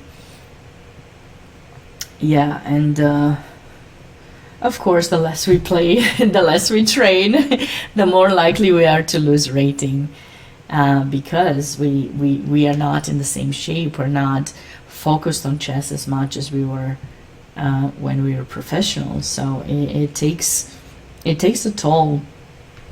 Focusing on other things takes a toll on ratings, but the knowledge and the way you can create in chess is always fascinating to hear, and the stories on how people make impacts, whether it is through gameplay, whether it is through influencing someone, creating a club, sharing their experience volunteering to do like some behind the scenes work to organize maybe camps or tournaments like this one. It's just really nice to see things come together. And you know, you can always find ways to be involved in chess, even if you're not going to be a professional player, or you think you cannot reach very high. There are ways that you can make an impact and leave a legacy with chess. Yesterday I actually had the pleasure to interview someone who reminded me of that, because I know he's been doing a lot of volunteer work. And right now there's actually, for these ladies, there's upset prizes. They get a gift certificate to US Chess, and they can get, you know, books, of course, and other chess related material, which I think is really nice, because how often things like that happen. So anyways, just a thought. Don't be too hard on yourselves. Find ways to use chess as a way to enrich your life, and just, you know, even if it's not for becoming stronger, you can always find ways to build a legacy, to use it as a means to help others or help yourself. You never know. I agree, Casual. That was my suggestion there. Rook b8 and b5, actually. So yeah, knight g4 is actually nice as well, but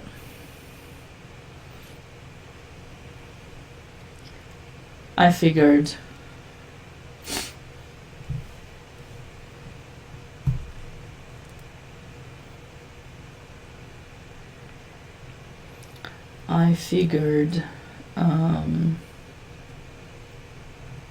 she wanted to improve the position of her knight. She's probably going to bring it to f6 later, but right now, of course, she's threatening knight takes h2.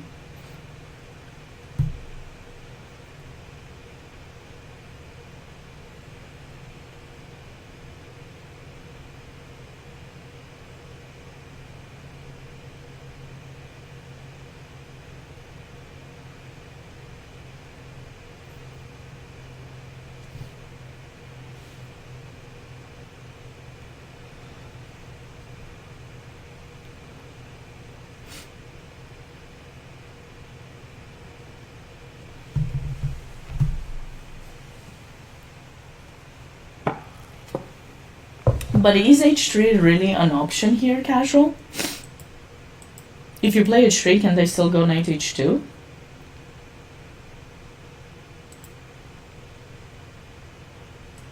I don't see why I couldn't.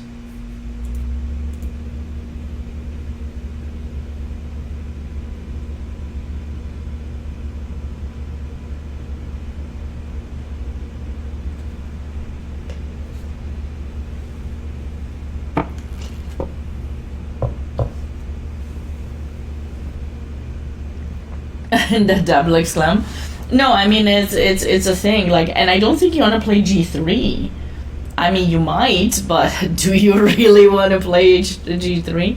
Maybe.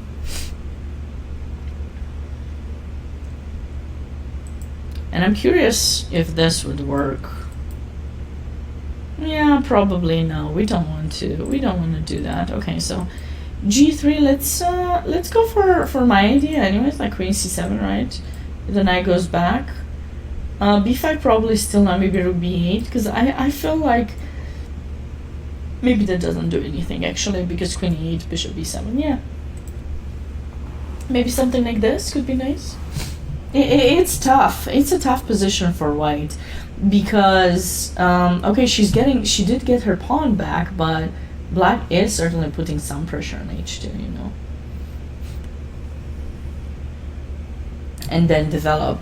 And, you know, black's bishop pair is going to be very unpleasant on the king side, like bishop e7 is, yeah, g3, there, played, okay. So, let's see if Angelina's gonna go queen c7 now. I feel that it's the right thing to do, develop the queen and, you know, place it on a square where you know it does something, but maybe she has other ideas in mind.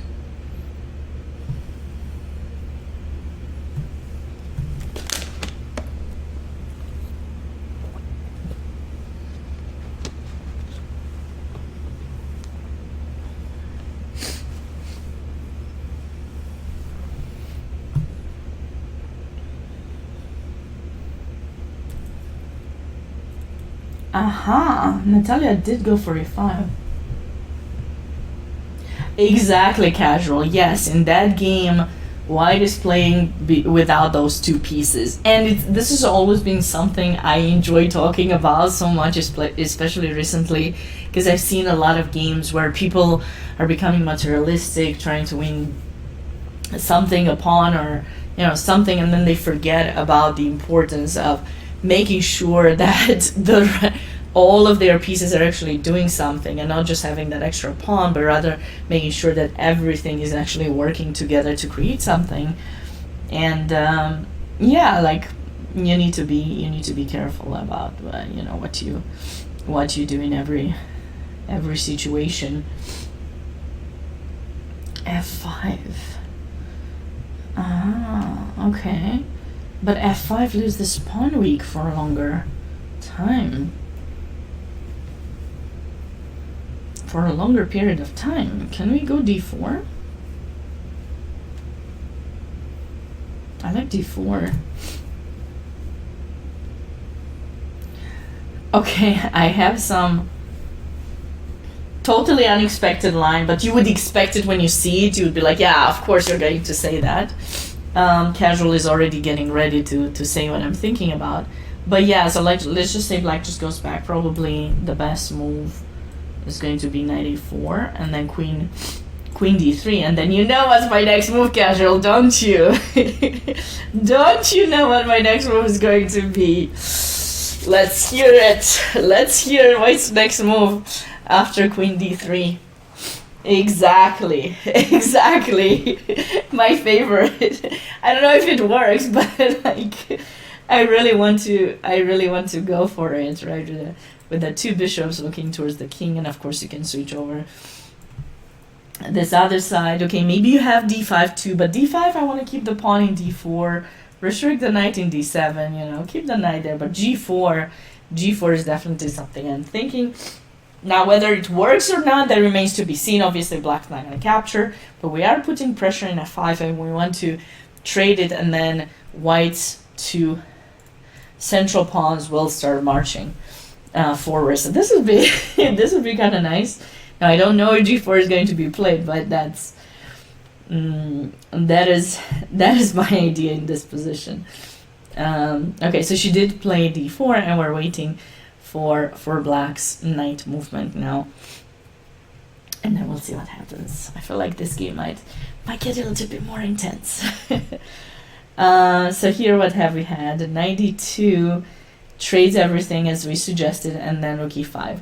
So basically, in this position, white is still down a pawn, never really got the chance to recapture it after giving it out in the opening, but she's trying to take control over the e file.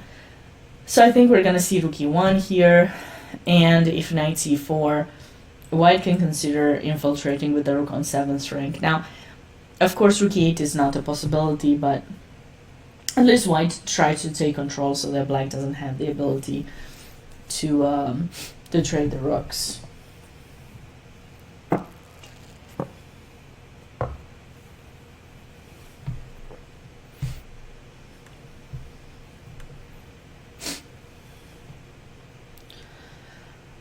Whew. She did go for this.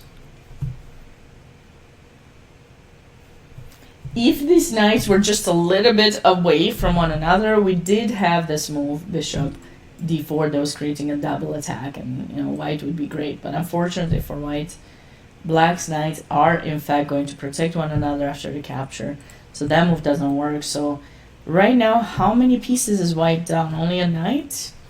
Only a bishop, sorry, only a minor piece, but it feels so difficult. Okay. This rook is out of play temporary, but it will come into play eventually. Knight takes d5 is of course also an option to get rid of the rook. Can black actually play here, and if you take, trap the rookie? I believe so.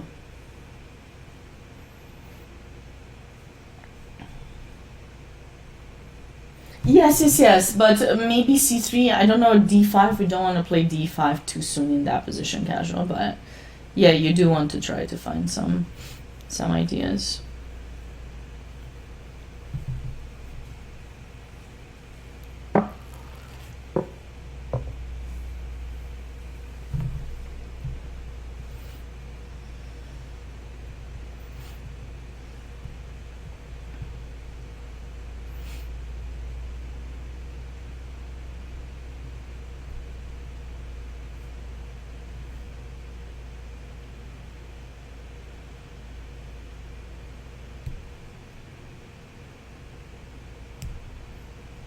Oh, you want to take with this other knight? Okay, sure.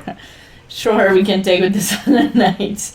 I don't mind. Black is winning anyways. I suggested this knight because I like my knight in e3 is going to help with some mates. And I didn't want any sacrifices to be possible, but okay, either knight works, casual. Yeah, either one of the knights works. Oh, Angelina did not choose my move. Okay. That's cool. I don't take it too personally, Only sometimes. Okay, bishop d4 is a nice move as well. Okay, I have an idea what she wants to do. I see. She wants to put the knight in e5 maybe. Potentially, who knows? I could be totally wrong about this. Ooh, or no. Maybe. I'm just a bit surprised. I don't know. What does she want to do if this is played? Something very tactical and fast that I'm missing. Is that 5? Is it knight e5? Maybe knight e5? Queen d2? Queen e2? Oh, and bishop g4. I see. I very well see what's going on here. Oh, well, actually.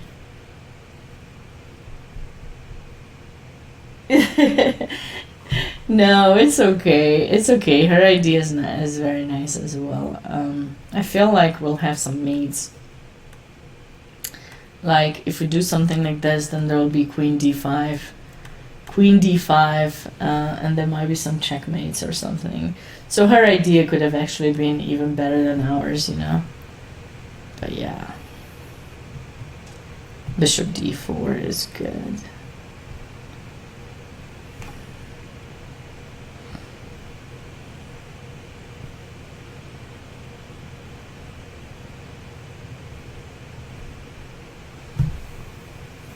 Okay. She's doing a bit better with time today. Yesterday I felt she had spent just a bit too much time, but today she seems to be doing okay. So time control is 90 plus 30, so 90 minutes with 30 seconds increment from move 1. That's it. They don't have a second time to control, just one.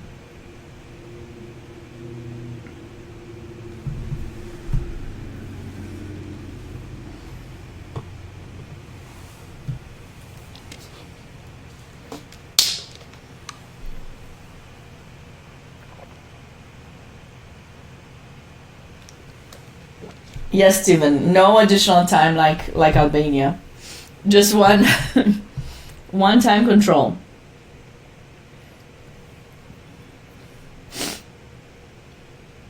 Is that going to be the end of this or not?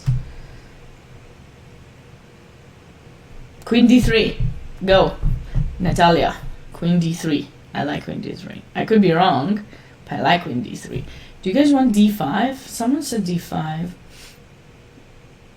I'm not sure I'm happy with this selection, especially after knight c3. So there must be some other way she can defend this pawn without queen d3. Queen d2. Queen d2 or queen d3. Those would be the only two choices, I think. Yeah, queen d3. Okay, we're going queen d3.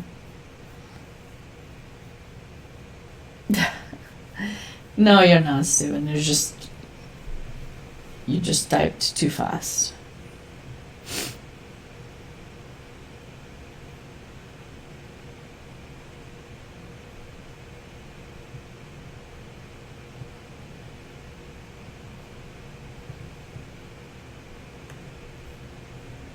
Bishop c2, queen d3 instead of g4.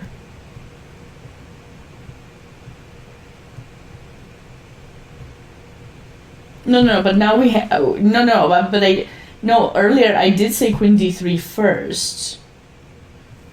You're saying d5. No, but the problem is with the queen here, since we have to cover. I think black will have knight c5, which is a move I didn't feel quite fond of, or some checks on the diagonal, so that's why I suggested to go g4 in this position, you know.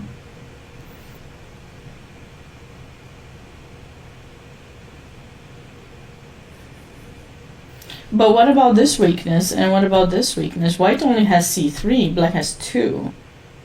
So you would say that this is equal. Oh, the engine actually doesn't like my queen d3. Interesting. c4 here? And if knight c3, then queen d3. Oh, nice suggestion, Steven. Yeah, maybe c4 here. Even better than queen d3. Queen d3, you're right. Maybe rook c8.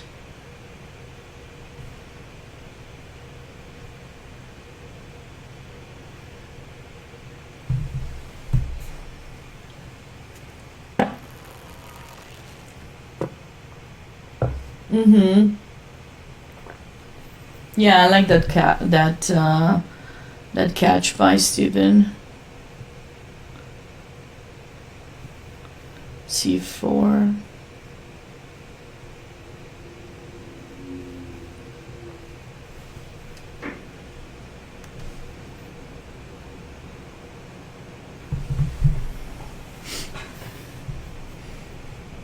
She did it. Wow, very nice, very nice.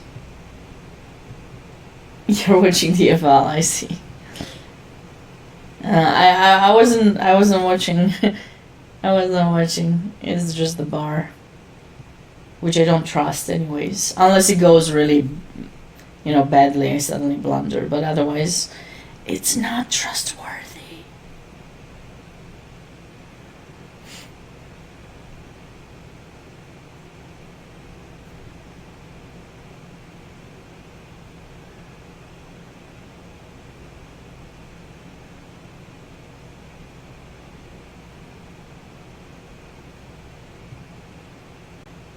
Yeah, yeah, yeah, very nice.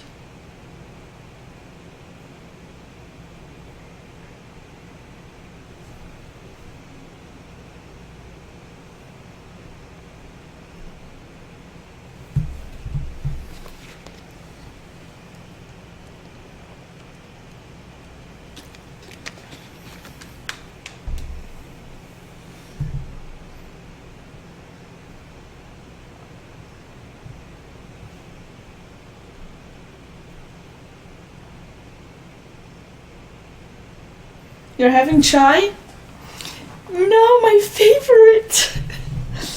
I haven't gotten a chai. No, I actually did. I had this chai that I bought some time ago from Trader Joe's, and I had some at home. But I bought it. I bought it last year, and I still found a. I still found a. It was a syrup, so you're making that syrup with milk. Obviously, not the best kind of chai. And I forgot to check if it was expired. Hopefully it wasn't, but it didn't taste the same as before. Maybe it was expired. Terrible. But syrup cannot really get bad, right? So I found it when I was cleaning my my kitchen. I have a pantry. It got in the corner, and then I was like, oh, chai. But with the time difference and everything here, I'm going on coffee for now. But as soon as I'll go home, definitely will be having some chai. So you know that I will be having some. It's my favorite tea. And I don't make it with sugar or anything normally. I just wait for it to get a bit colder and then I add honey, or I just drink it like that. It's just the amount of spices that it has is just perfect. Perfect to give you some energy when you have to do commentary or when you have to play. I actually asked some of these players, with all the time they've played, the many years they've played chess, whether they have some snacks or some they like to drink during the game to be able to give them more energy and things. And many of them told me that not too much. They didn't want to get too much caffeine, and it was very interesting to me because these days a lot of players that I know are drinking caffeine. They are living on it like they need to have it. But we're all different. It's interesting to know how everyone is doing things. Maybe I should learn. Oh, knight c3. How is that helping? How's knight c3 helping? Is she wanting to go here, but then she's gonna lose this pawn?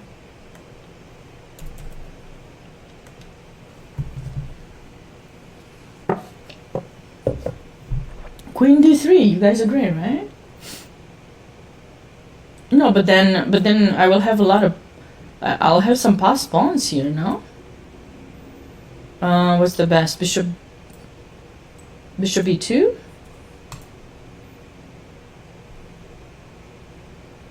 Rook a1? I mean, you are losing that knight, that pawn. I don't even know if you can go there. Maybe you can. I mean, worst comes to worst, I think I can do that. Oh, apologies, definitely not that. Not a mouse lip. Thankfully, they play over the board, so unless they drop the rook and it lands on a5, then sure. But this position is really good for white, right? Like this pawn will be stopped with the rook on 7th. The bishop also stops it. This pawn is hanging, and then white should be able to create two connected pawns there. I don't know that knight c3 was the kind of thing that black wants to do in this position.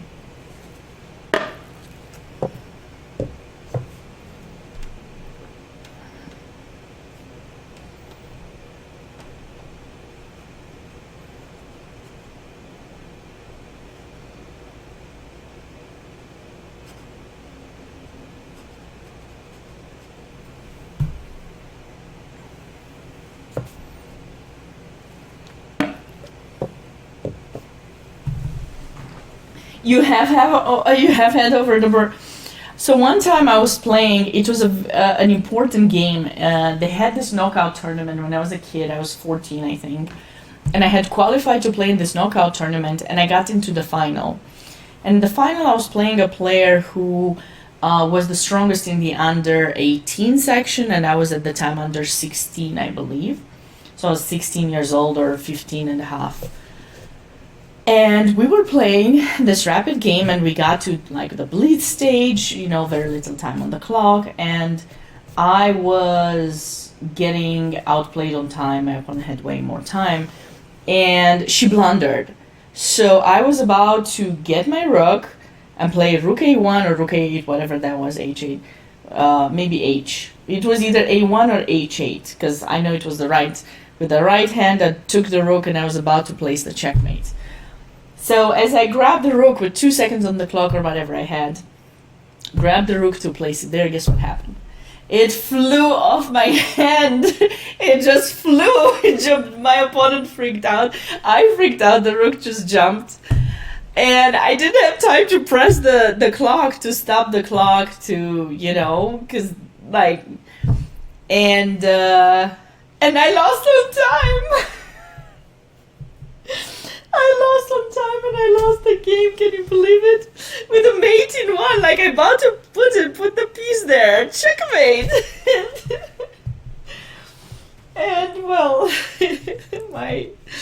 it was so sad. I was so sad. I lost, like, I don't know what was the difference. There was also a difference in prize money. Like, I think first place was getting, let's just say, I don't remember, like maybe $600 or $400, and second place was 200, right? So I lost, like, and for me it was a lot of money. Like at the time I was a kid, like I was trying to save and show my parents that, you know, I can contribute to the family and everything. And anyways, it would have meant a lot to win. I really wanted, you know, it was more for the trophy, not so much for the money, you know. Things people enjoy. Everyone is different. And the trophy is so beautiful, and you know, so sad. I'll never forget that. It was traumatizing, you know, like to just drop the piece like that.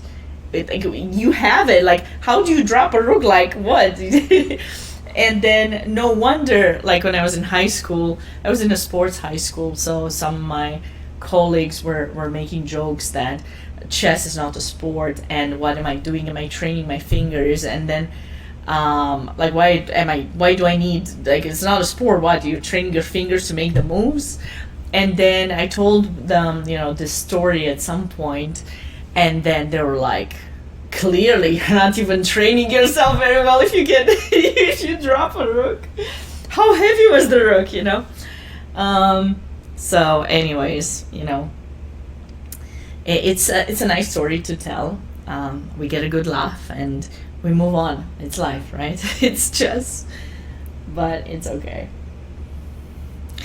It hurts, but I think what you have to be proud of as a player and improver is that you look at your improvement over time. Do you really see difference? Do you really see that you've done something to get yourself better? And if the answer is yes, then you're on the right path. You are on the right path to success. Cheers to you. Don't give up. Don't give up your passion for chess.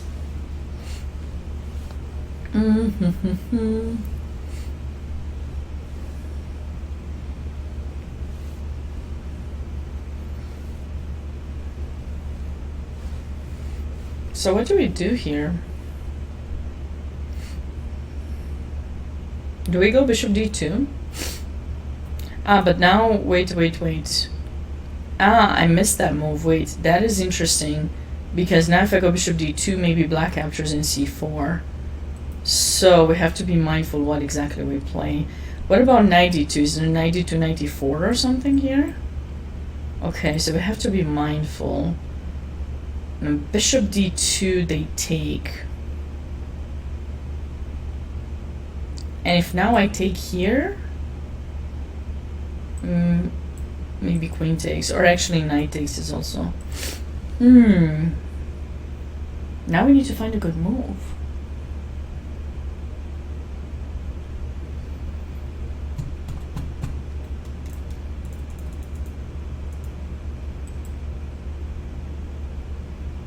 This is something, right?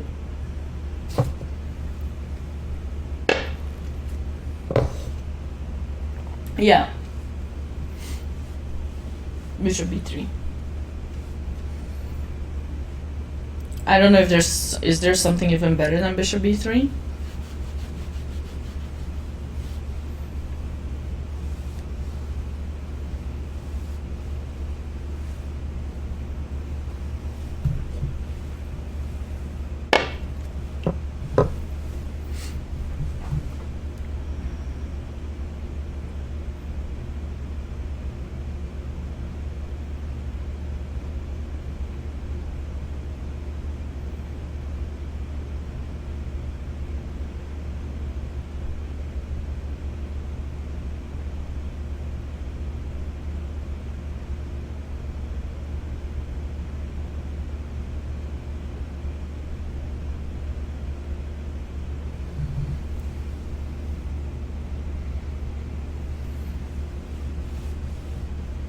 She played it.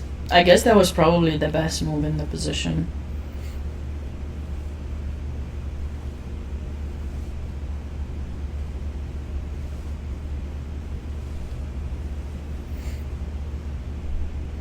And I do like it, I have to say. I mean, it's nice defending c4, but also in the same time you are putting the bishop on a diagonal where you know you're going to open it, and then I know Stephen was mentioning, the weakness of c3. Well, now we get rid of that weakness, which, you found very nicely. And now those two pawns will be troublesome for black to really save them.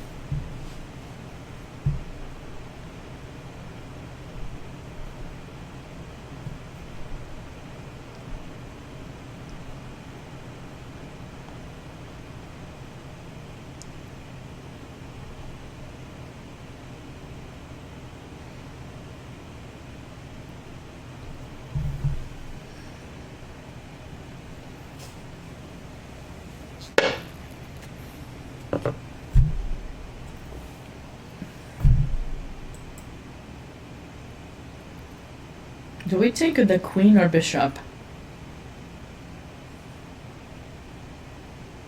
I could take with the bishop because I want to keep the queen here to keep pressure on the knight and then go bishop d2 next move.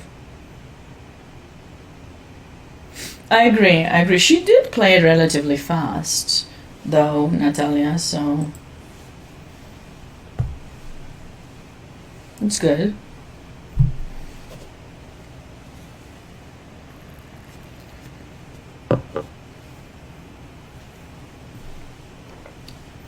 That is goody.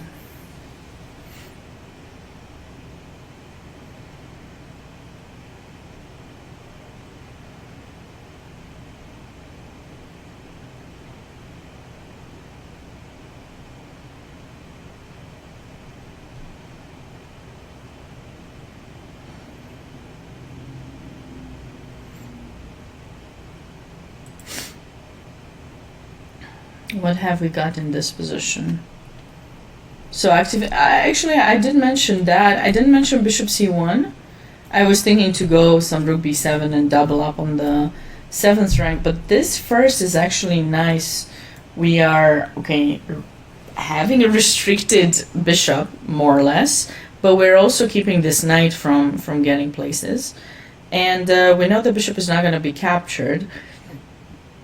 And I think now easily white can put the rook on b7 or c7 and then rook there. I would make a luft though first, maybe h3, and then try to go rook b7 or rook c7, rook e7.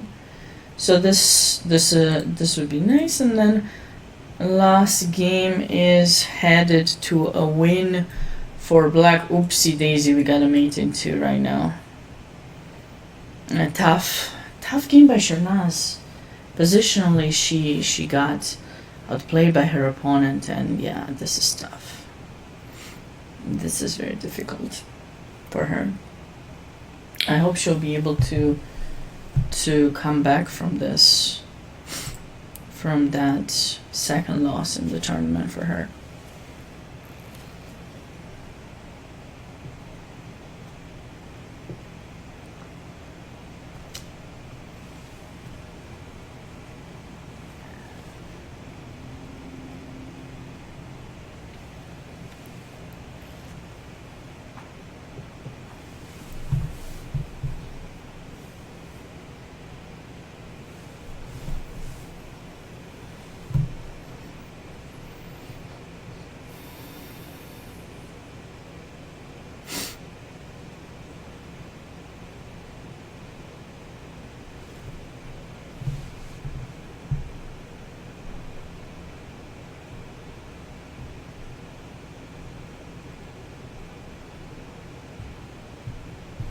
Should we? It's. Sorry. I just meant to ask here. So after bishop d4 back, I like bishop g7. Just, keeping the bishop, of course, is important to keep the king safe. But now I will like, all right, casual. Thanks so much for stopping by. Enjoy the chai. Think of me, and stay warm. I don't know how New York is, but stay warm and enjoy the chai. I will have some as soon as I head back home. And hopefully see you later.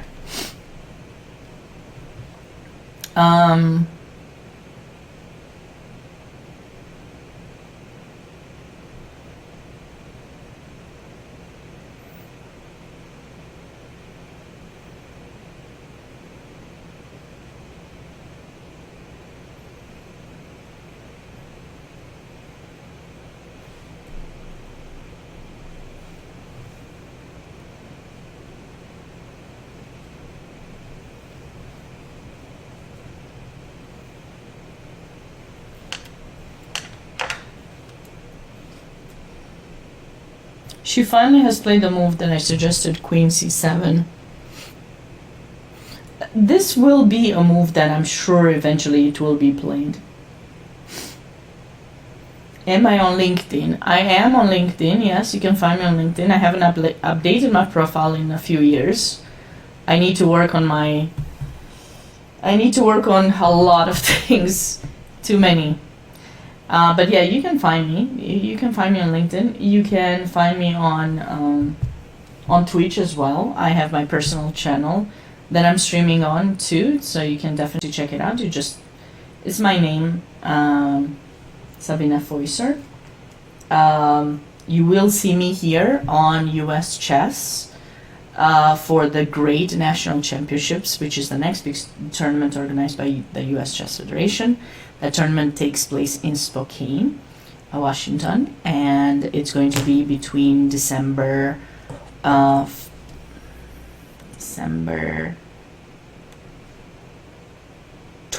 to 14th. There are 7 rounds for that tournament, and I'll be streaming the entire event, so Friday, Saturday, Sunday. Definitely be sure to check out US Chess. And yeah, my channel too. I've had some health issues with my voice, losing my voice ever since I got sick this summer. I had both bronchitis and laryngitis and literally no voice.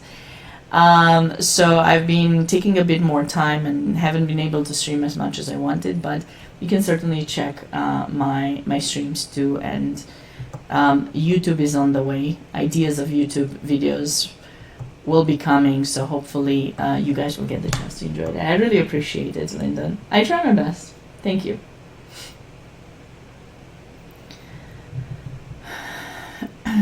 So it really means a lot. I so here, what do we do with black? Yeah, with white, better said. Do we play c3 and try to... Do we have time? Do we have time to do everything? We might. The engine didn't like it as soon as I played c3. I don't know why. Maybe it wants d4 directly. We don't need c3 yet. It just goes d4 directly. And then the thing was that now rook b8 allows bishop f4. So maybe d4 directly for white. At least we're also stopping black from getting knight e4 in. Okay, this could be nice. This could be very nice.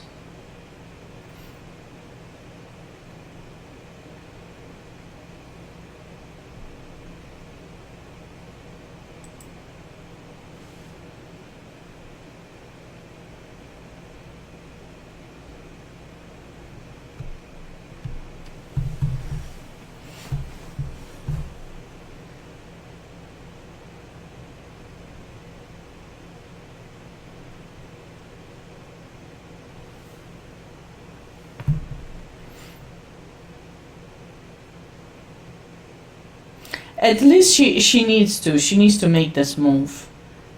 If she doesn't play that move, it's gonna be tough.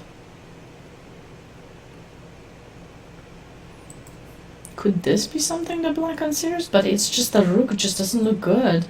Like, look at this idea. Okay, it's not gonna win material, but I was just gonna say bishop f4, bishop b8 will be a bit unpleasant for black. Queen c7, d4. Okay, we can go rook d8, but... Oh, sorry, we can go rook d8, what I'm talking about. I'm really liking this d4. I'm starting to like it quite a bit.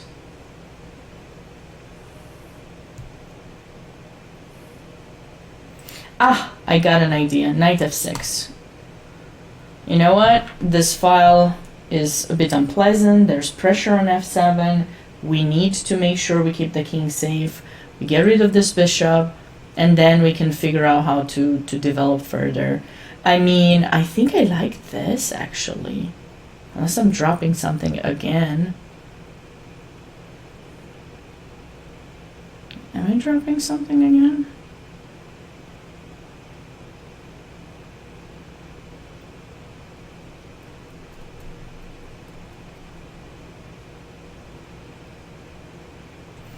I could also go bishop g4 with tempo first and then go back there.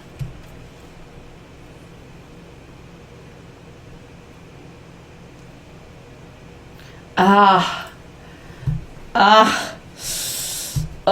that looks even nicer. b5, bishop b7 idea looks even nicer. Or maybe even b6, if we want to be even more fancy and make sure that we're mindful about what the opponent wants to do too, right? Not just for us.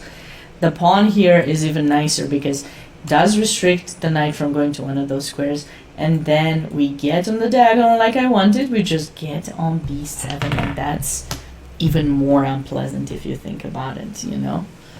So there's that idea that we want to be mindful about. Yep.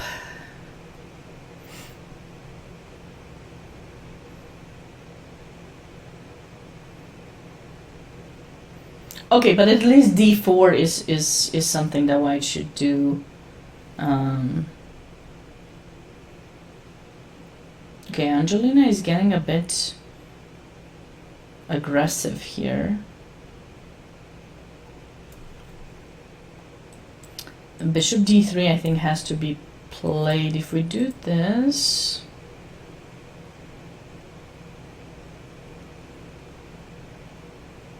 should we do this? But then isn't there a queen takes c2? Are we trapping this queen?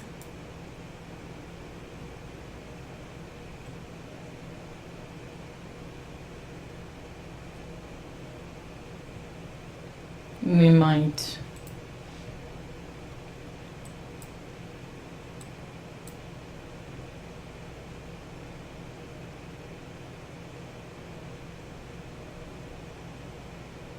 Maybe white should play h3, but do we really want to? Maybe we do.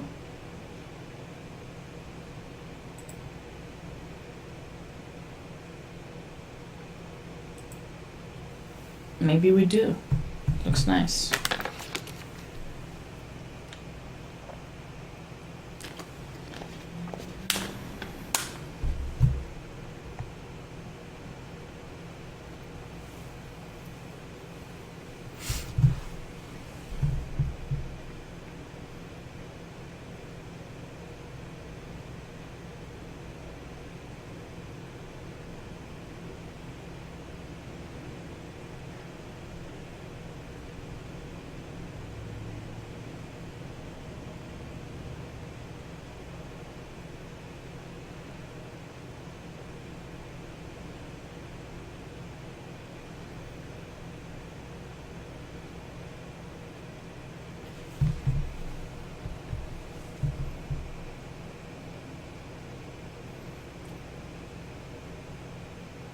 Hi, Eric.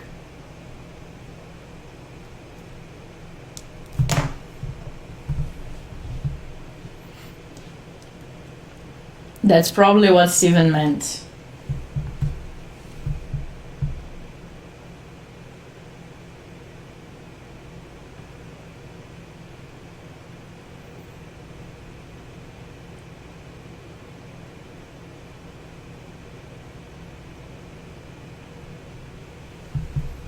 That's probably what he meant. How are you doing, Eric?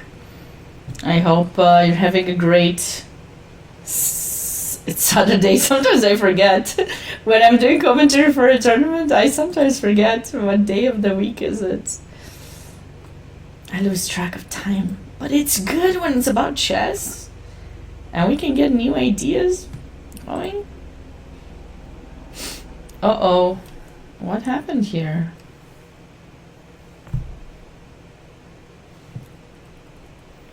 So she played this good move. Natalia, 94. All is well? Awesome. That's great to hear. That is great to hear. Queen b6. And now, what is...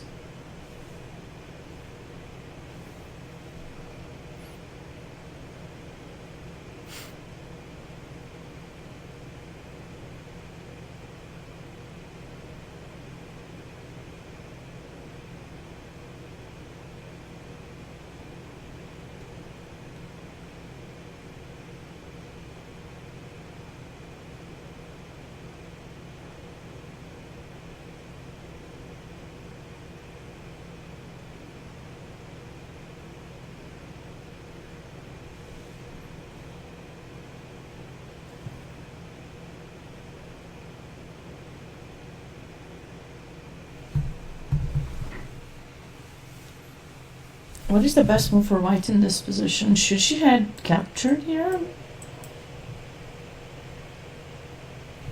I feel like this would have been nice.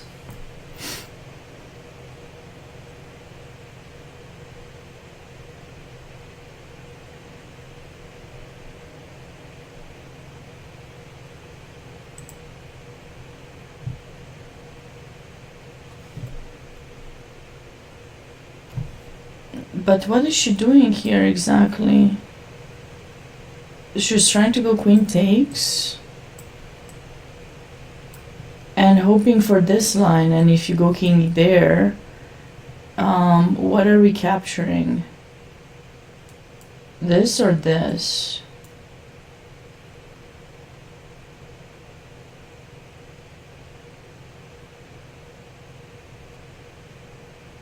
Maybe this, and then just pushing this pawn is going to be a bit unpleasant, and we have them connected. But after queen takes e6, black does not need to make the trades, and she can go here.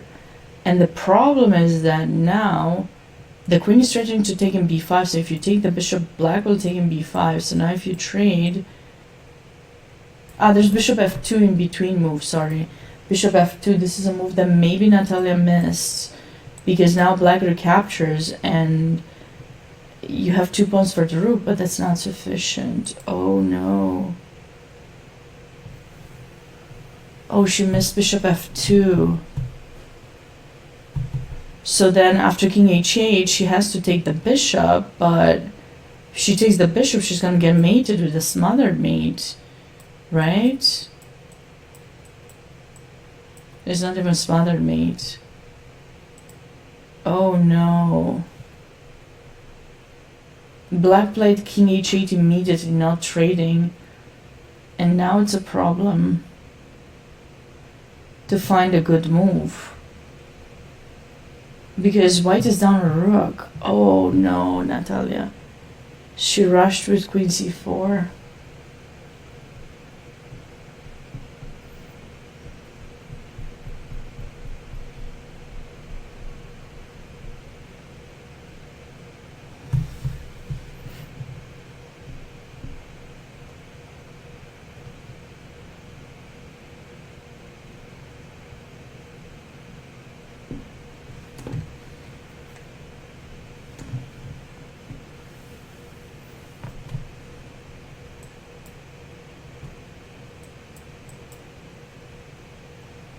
If this happens, she's good, but bishop f2 in between, and there's nothing.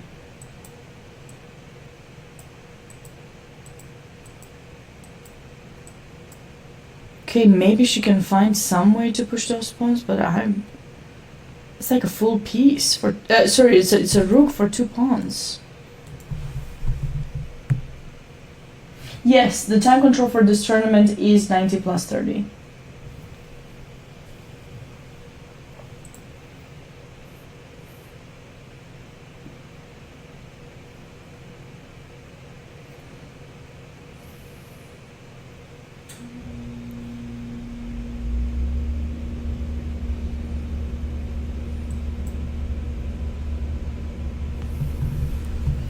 So what have we got here? a3, I don't know why a3 was necessary. My plan, as I mentioned earlier, is probably trying to do something like h3 to make sure there's a luft, and then switching the rooks over, trying to infiltrate. Maybe even g3, h4 could be nice, personally. I think there's nothing wrong with that, trying to get the bishop to g5, chase the queen away and stuff, but they played a3. Black responded queen d6, and then white ended up going queen h3. Why is that move considered a blunder?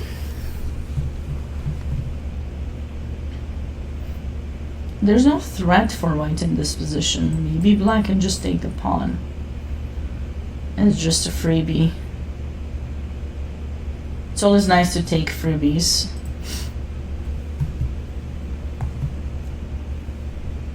Always nice. And this game was won by Sharna. So we have 3 games remaining. Angelina found b6, double exclam. Called it. I called it first. b6. It took me a few trials, but hey, it's okay. We have the beauty of trying out moves and choosing the one we like the most. Of course, this is the thinking process that usually goes on in a game too. Just you don't get to make the moves on the board. You have to make it in your mind, and then you'll be ready to respond to things. But yeah, so this is going to be tough to defend for white, but maybe Natalia will be able to find something in this position. I feel that it would be nice if she didn't. Yeah, so now let's see if black fights bishop f2. It's not so difficult to see, but yeah, she did play bishop f2. Okay, but she can try to still play. I mean, it's not over yet, but maybe not that.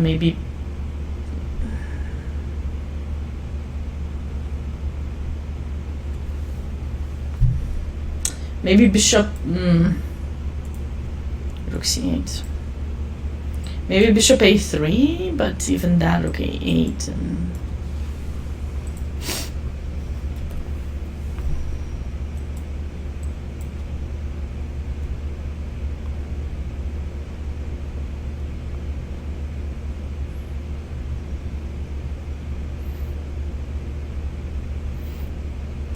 If we push, maybe we can push, because this pawn at least is covered by the knight, and we can have some ideas with knight e5, knight f7. We also have ideas with maybe e7.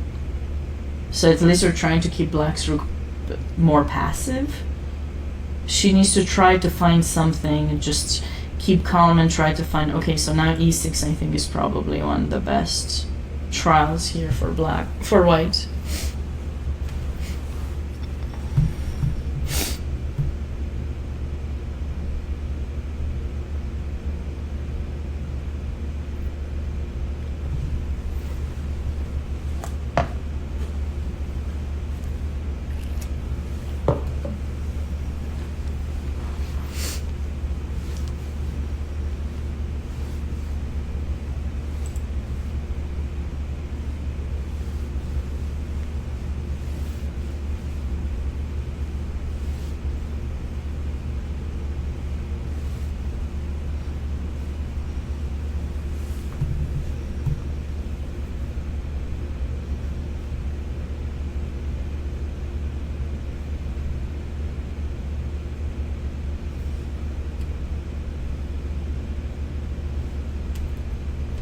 So after b6,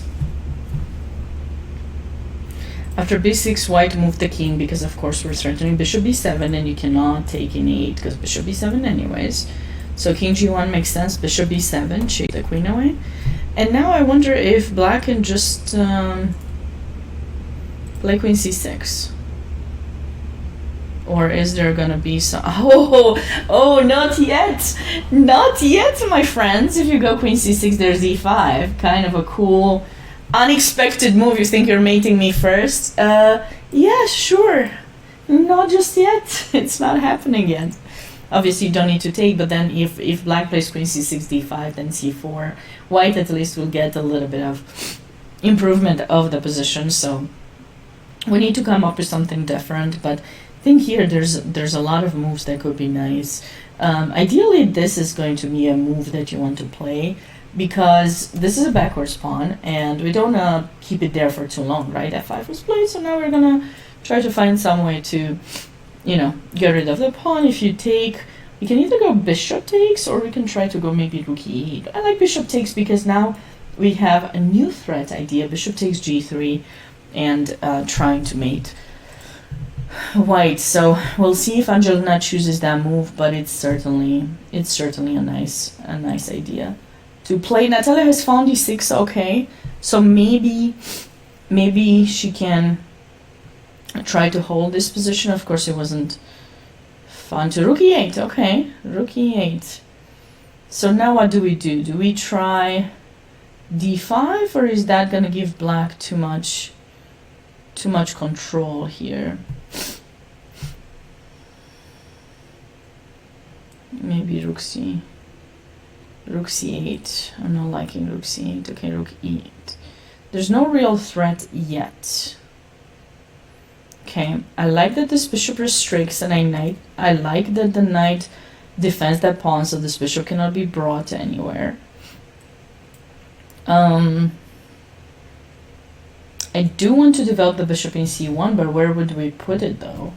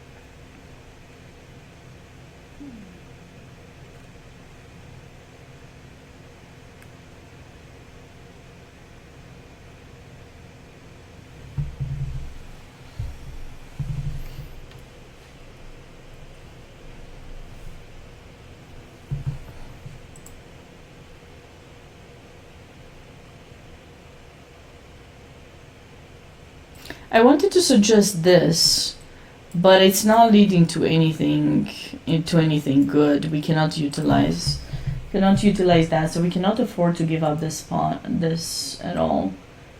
Maybe bishop f4 to threaten bishop c7 and try to go with this pawn now. The knight also stops knight d2, so okay, even if knight d2 is possible, we can take the bishop. So this looks like a very nice idea for white to try to stay in the game, you know, bishop f4. She has to try to stay active. At least we know that black won't, like, if you play here, you know black won't play king g8, right? Because check, actually maybe not yet check. Maybe bishop c7 first, and then we can start pushing this pawn and give ourselves some counterplay. She has to create that without making more weaknesses for herself. So after queen h3, rook a to d8 was played.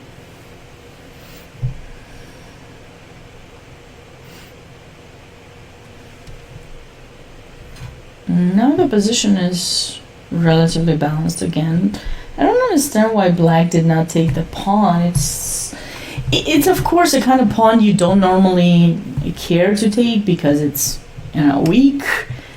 It's far away from everything else, but hey, why not? It's a freebie.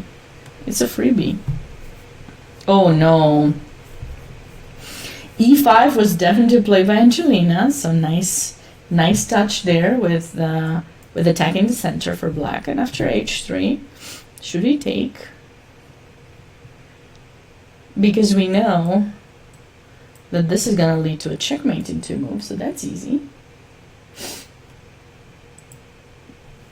That's very easy. Machine Savage, hey, how are you doing? Of course, good to be here. Thanks for being here also.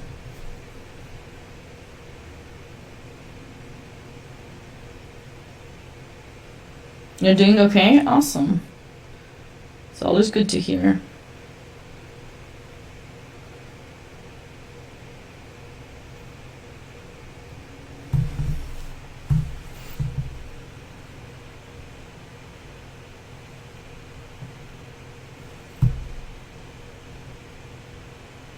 Yep, she did it.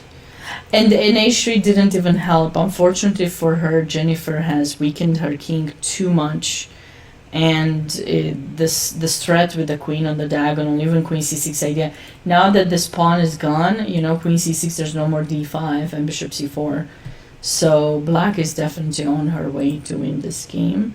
Natalia did not go for bishop f4, she went for bishop a3. But bishop a3 doesn't get the ability to chase this knight away. So I guess maybe she wants to go king e2 now, chase this bishop further. But in the last game you see a move. Okay, what's the move that you see for white here after pawn takes? Bishop f4.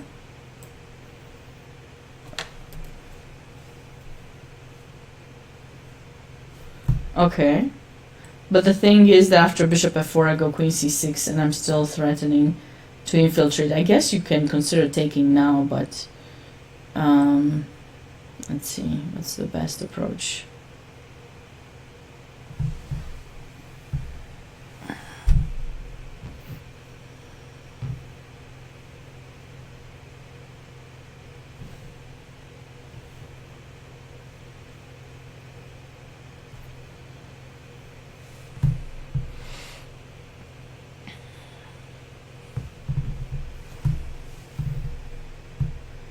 King h2 is the engine move.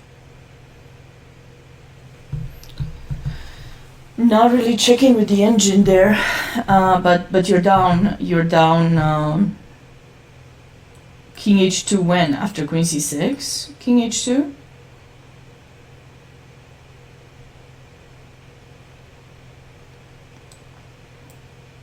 This and this and... Yeah, no.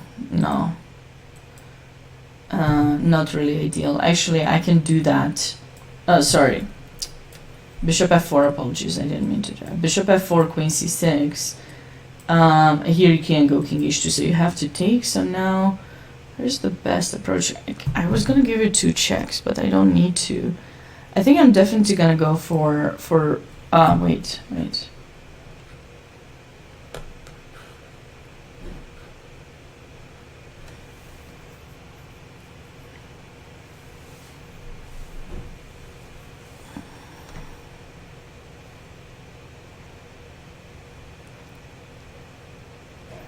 Okay, can we go on this line? I don't think it helps as much. Now the queen is hanging. And then, oh yeah, it does help. And then rook here. And black is winning.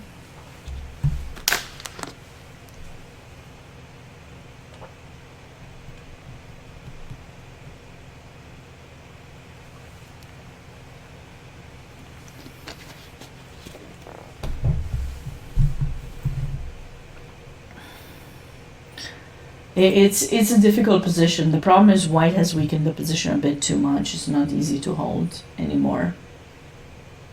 You can't push so many pawns around your king.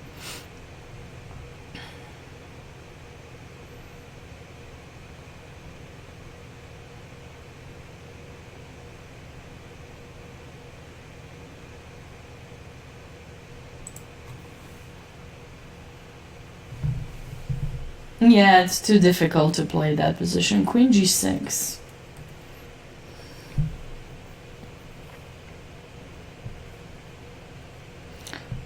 When you're playing a game where you have extra material, you do want to try to find ways to trade pieces, but also if you can win additional material, you definitely want to do that. And here, I don't know, I just feel like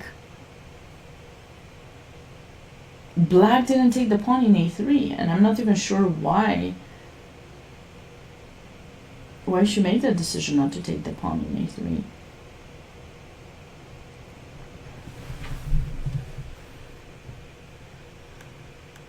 In this position?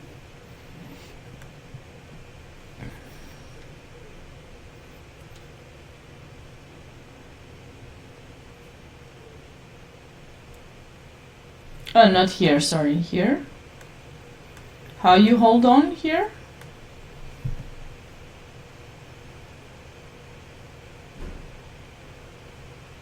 But I just don't know, when do you want to play king h2?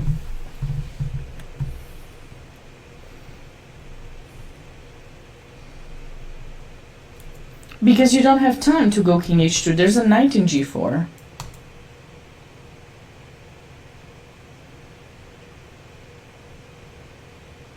When exactly did you want to play king h2? After I take the knight, I give you check, so you don't have king h2.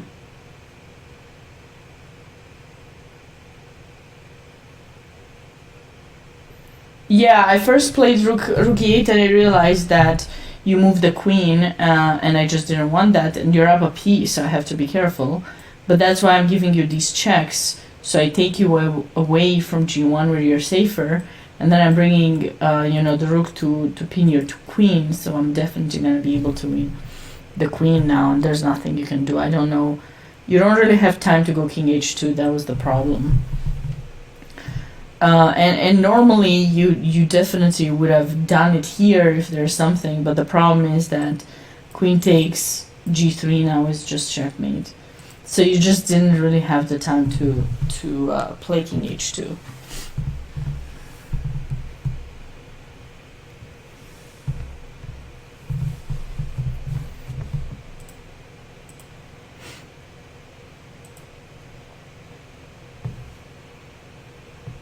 No worries, no worries.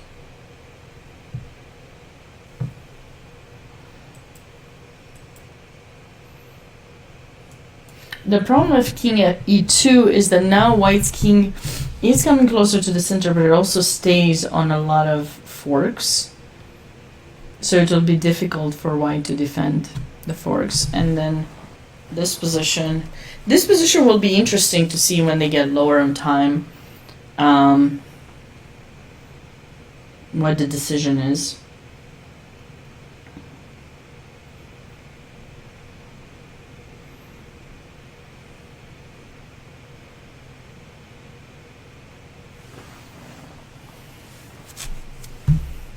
White's really strong on the position, and with the queen going to g6 to try to trade, this pawn very likely won't be captured anymore. So material will be equal. And that's a good thing, right? No, material will not be equal, but it looks like it's equal, sorry. That's what I meant to say. Material is not equal, but it looks like it's equal because white is holding on to b4 and is also holding on to c5. And with the bishop here, this side of the board, you know, black is up a pawn on that side of the board, but they won't be able to really outplay white easily, because as you push all of the pawn, whichever pawn you push, you're going to just weaken your position.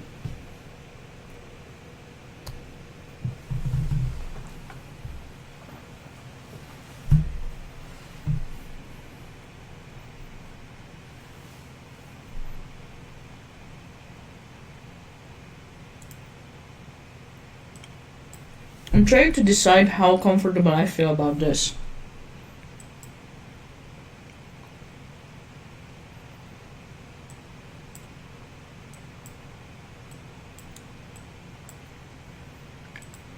And I believe I feel quite confident. And as black, I don't believe you can take like this, because when I go to here, I'm also threatening rook e7 and grabbing one of your pawns. So it's not super easy for black to try to improve further. You have to take your chances. You have to take the material when your opponent gives you material. If you wait for too long, you might not get the chance anymore to actually take that material.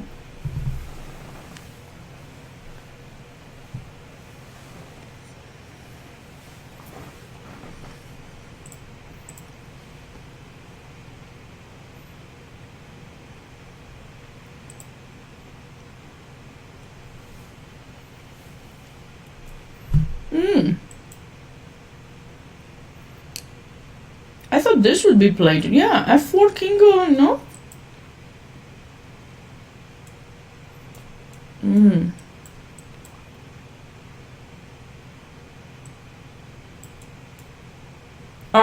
Wait.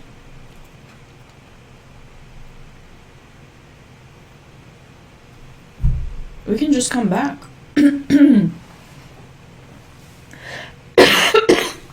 Black just got their two pieces stuck here. And the rook has to stay to stop the e-pawn. King d3, king e2 should be nice. Because of course this is a threat. You cannot give up the b-pawn, in my opinion. Okay, good. Alright. King d3. We like that move.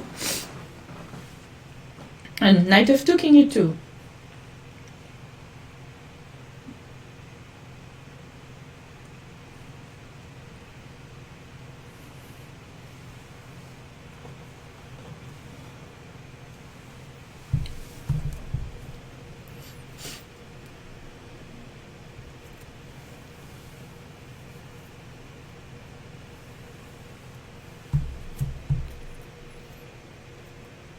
I like this. Natalia might, okay, let's not. Knight f6. Okay, so black didn't want to get the knight stuck in f2, but wait a second. Now this knight is free. Now this knight can move.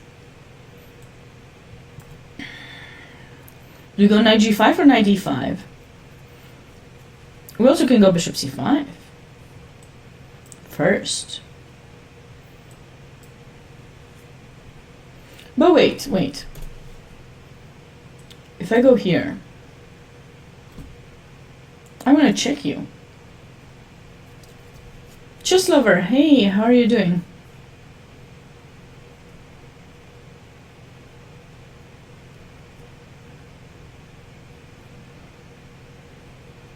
Knight e5, go knight f7. Okay. Knight g5, also go knight I don't know which one is better. Okay, let's just say they go here.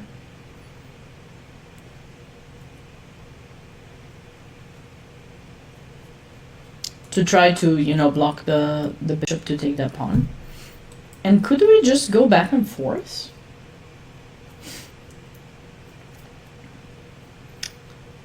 Thanks, Just Lover. Yeah, I had to take some break. It's been tough. My voice had not recovered. I'm feeling better now myself too, so hopefully it will stay that way. Okay, bishop c5 is not bad. Keeping this protected and then attacking the knight, so probably we'll see knight d5, either this one or the other one. And the question is, what do we do after?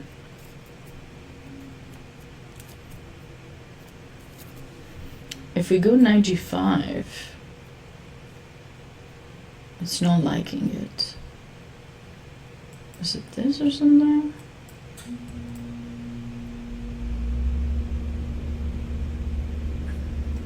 Okay, black and playing h7 make things much easier.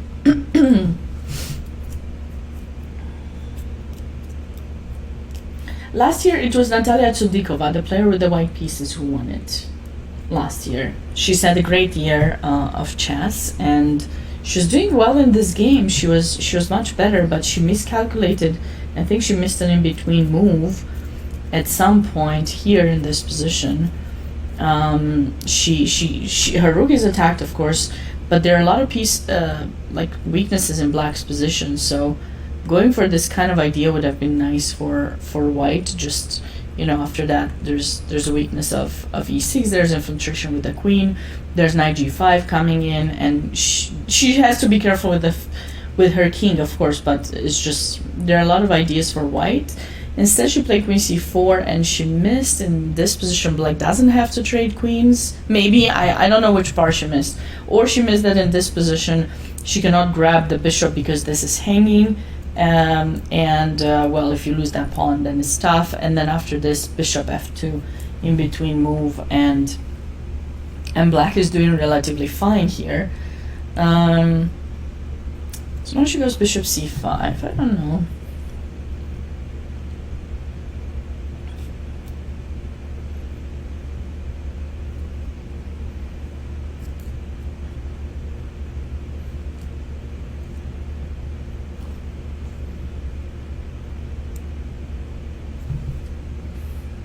Okay, we'll be back to that game. h4, okay. White is trying to build up some kind of attack potentially, and we're back to board 1, where sorry, it looks like white ended up giving this check, queen e6 check, bishop f4, a move that we considered, and now knight takes d4. But white's queen is relatively trapped in this position, so I feel like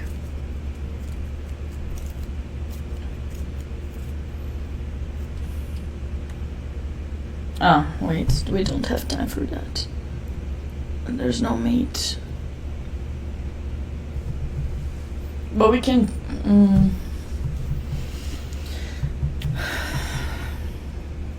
what's the best way to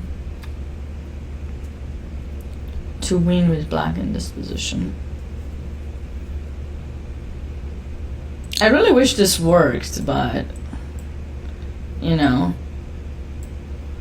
or actually, I know what we can do. We can just go rook e8.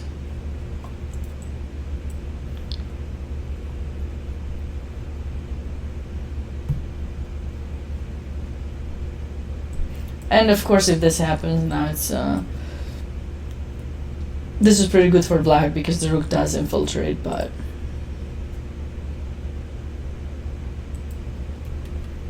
so this is the current position.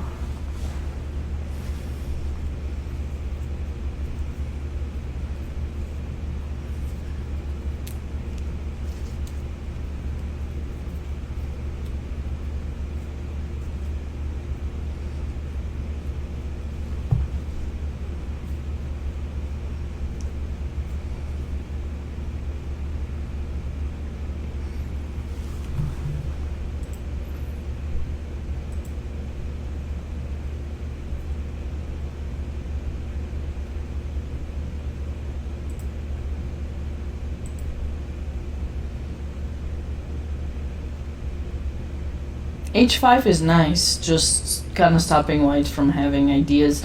And okay, the way the position got blocked, obviously no passed pawn for black, but what's going on here is black is actually keeping some pressure. And yeah,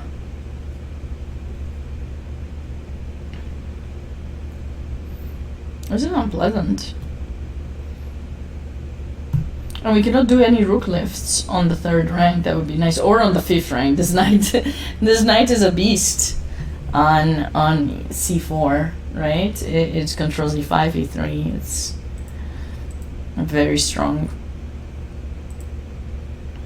I think out of all the 3 games remaining, this is the most exciting one. See what's gonna happen in this one, because obviously, you know, white is playing right now with a rook down for 2 pawns, and at least she does have some, you know, activity with her pieces and with the e pawn being so advanced. But white still has to find some ways to keep the position safe.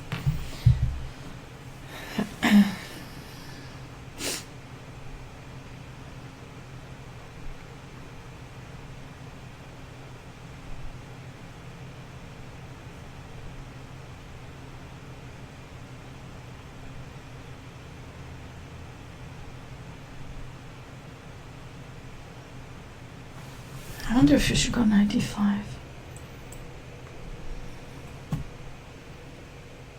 Try to support the pawn somehow like that, you know.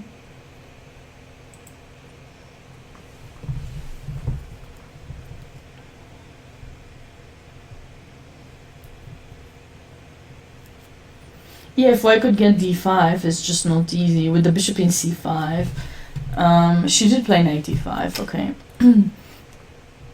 Because I was thinking for a moment to try to play maybe bishop d6, bishop c7, try to push, but I like knight e5 the most. It just activates the knight. And actually, white may consider some repetition with knight c6, knight d8, and maybe just trying to repeat the position. Why not?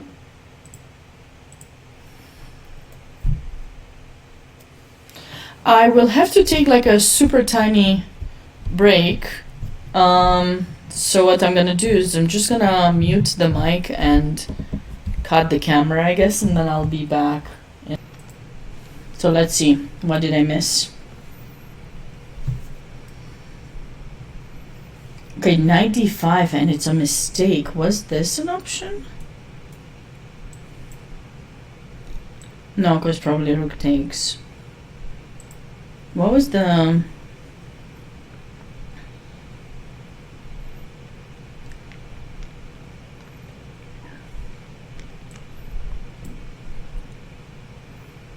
Could we do b6 now because knight takes? There's a good move for white here that gives white the advantage versus bishop c4. Just this. That maintains equality. Did you guys see what was going on in this? Could it be knight c6 takes?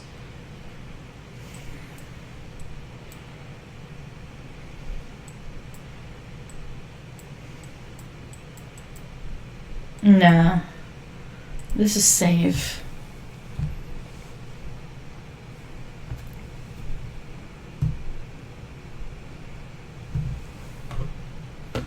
e7 now.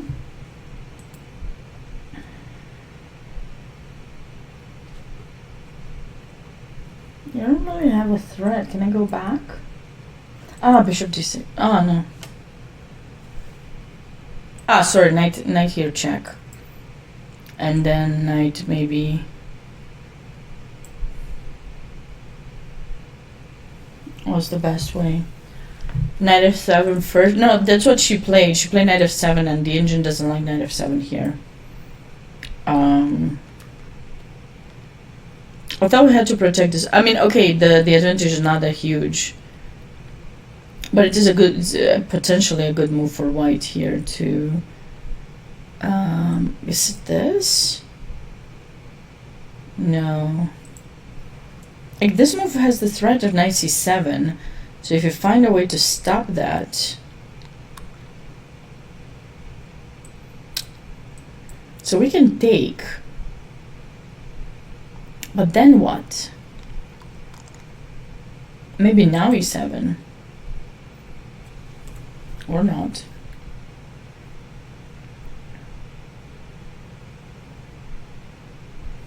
Oh, what about knight c6? Ah, but rook b5, no.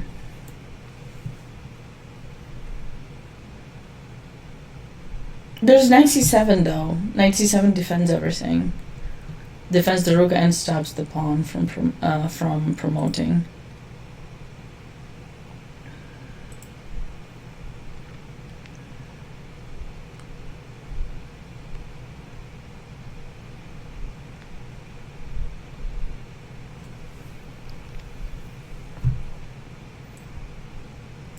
Wait, here? What do you want to do?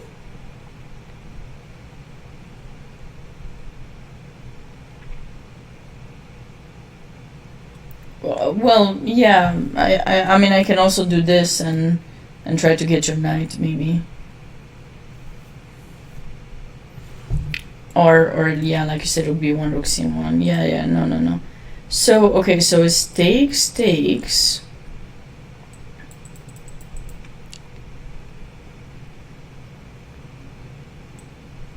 I wonder if the no. Wait. I said something earlier and I forgot.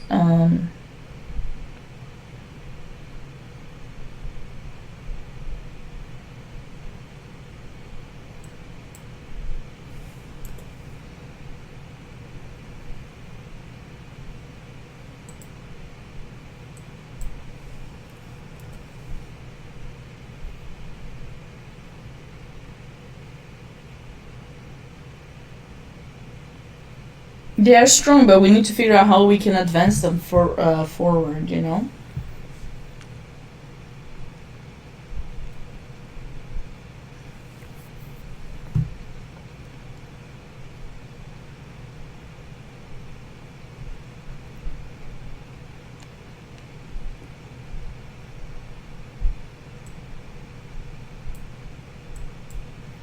This rook takes is just it's just so unpleasant.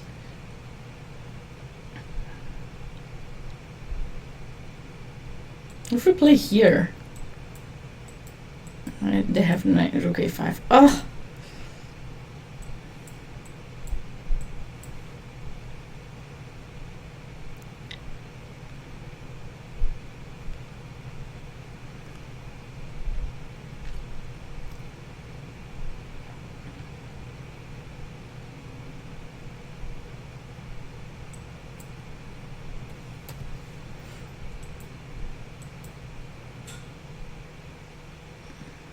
no real follow-up, right? And bishop d6 still takes the pawn.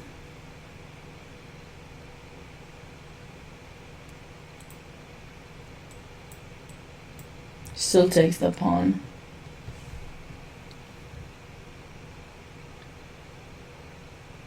And the only way originally I thought something could happen is by pushing, but like, I mean, this would be like a nice win, or like, you know, something like that. But no, like,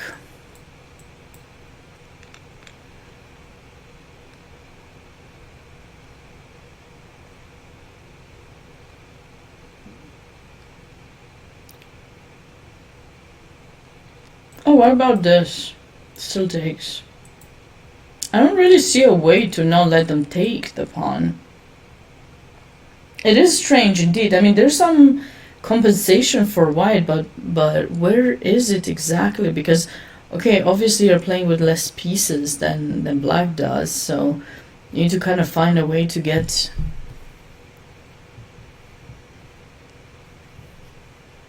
things going.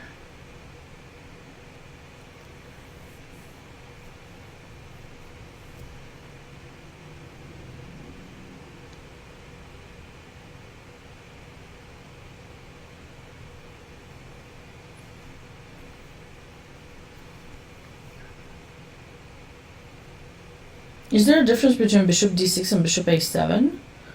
No. g3? You just want to make like Some random.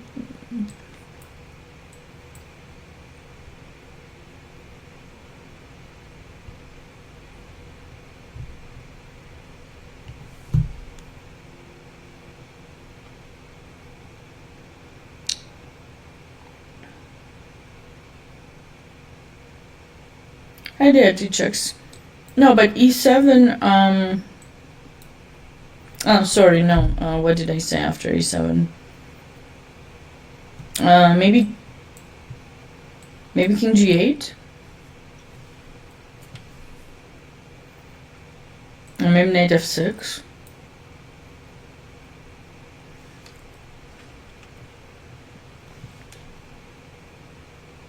I don't want to take. I don't think we need to sack, but maybe we can. And then take. And then try to bring in the rook here to get this pawn. It's not easy to come up with the best move here. And b6, they just take it. Okay, let's check because... But I looked at this line. Takes.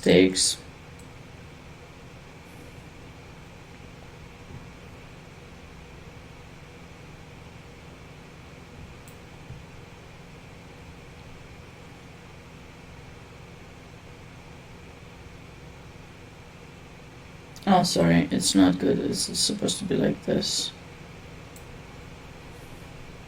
King c4, knight c7. And this. Ah, why didn't I look at this here? Oh, no, not that. Sorry. And now what was the move?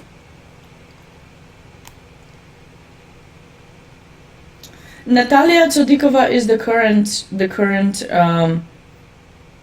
U.S. Women's Senior Champion. You can read a lot of informational material about the tournament if you check out Women's International Master Alexey Root's article over here. And you're going to and then there's the preview that was very nicely written by JJ here, so you can learn more information about, and bios of every single player that's competing in the tournament. So both of them have represented US and Women's World Team Championship, and Natalia is the defending champion for this year. She's had an amazing a few amazing tournaments since last year when I met her the first time, and she won the tournament. And yeah,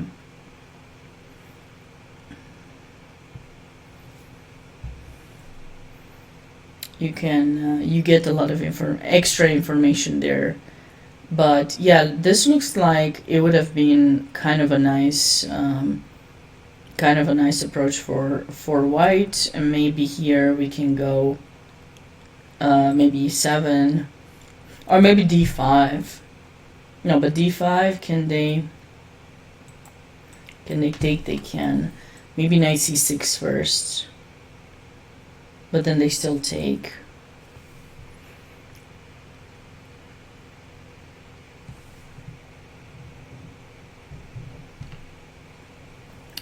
It depends what you think. What is your definition of legendary? There have been certainly very strong female players who have represented the U.S. in internationally, and they've had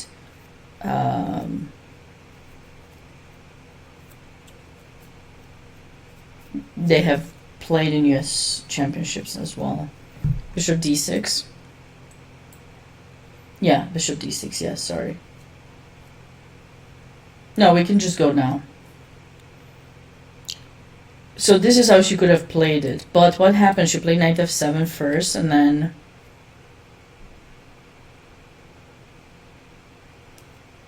Okay, black gave up the pawn to activate her bishop because the bishop wasn't doing anything, okay. Bishop c4. And now we're waiting. So the idea is if you take, we take back, and we should try to hold that position. Yeah.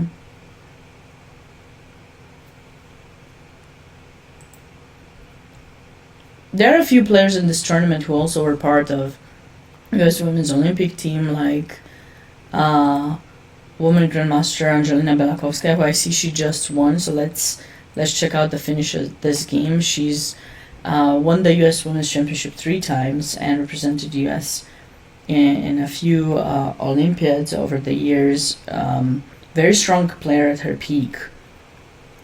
And she's a professor now in Arizona, but she still tries to play chess. That's right, chess lover. So she went here, and now we had the position up until here. So these are the last few moves of the game. Bishop takes, c3, bishop takes, and rook e3. A beautiful move to finish the game now that the rook infiltrates on the third rank. The rook can come in, keeping the bishop protected. There's bishop move and rook g3, so okay, very nice game by her. So we have 2 remaining games then, but this one is not looking good for, I didn't think white was, okay, so white avoided the trading of the queens. We talked about queen takes, which I thought is the move to be played, and just create a luft or something. And then, oh, white just dropped the pawn. White just played bishop g5 and dropped the pawn, and black finally took it. Now the players don't have that much time, so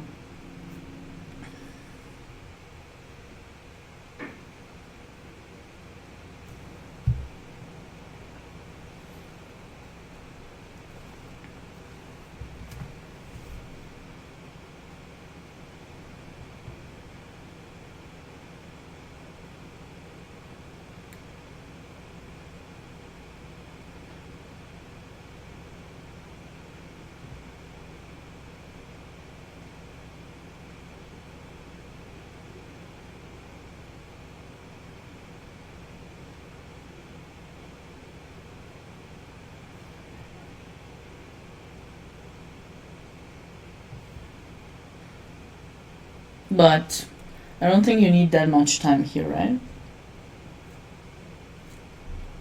I really like Hellstein as well. Mastering Positional Chess is a really good book. I like to teach from it sometimes.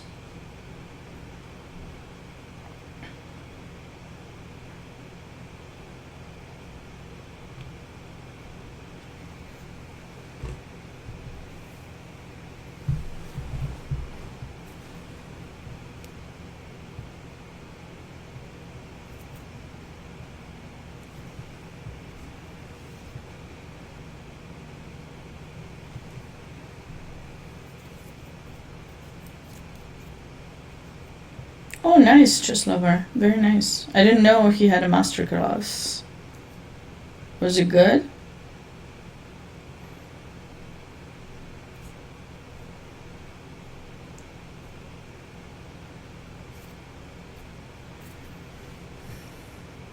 White's going to lose material here, of course. Queen b1 check and promotion, right? It's one of the ways you can try to win this.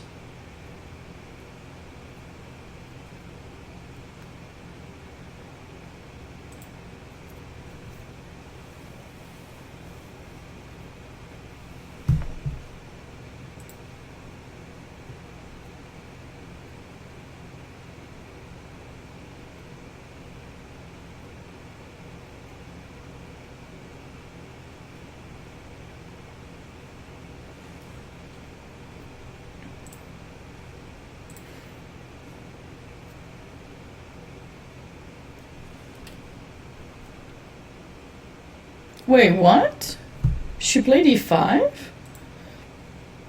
Ah, wait, she couldn't promote. Oh my god, and you guys didn't say anything. Yes, yes, sorry. I'm getting tired. I'm getting tired a bit. Yes, you're right. It's check switch. Yes. Sorry. I got a bit tired. Yes, you're right. I can't do this. There's queen f7 and mate. Yes, thanks for... I saw it after. Yeah. No, okay, but... Okay, so bishop b4 is played. There must be a fast way for black to improve here, not e5.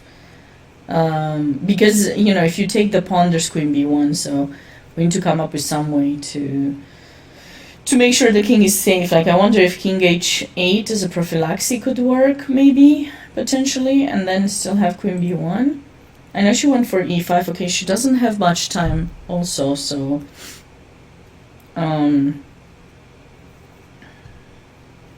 what other ideas could we have here with black? What about something like this? You know, knight b2 with the idea knight a4 blocking the rook from pushing, and then of course you also have knight d3, which is kind of nice.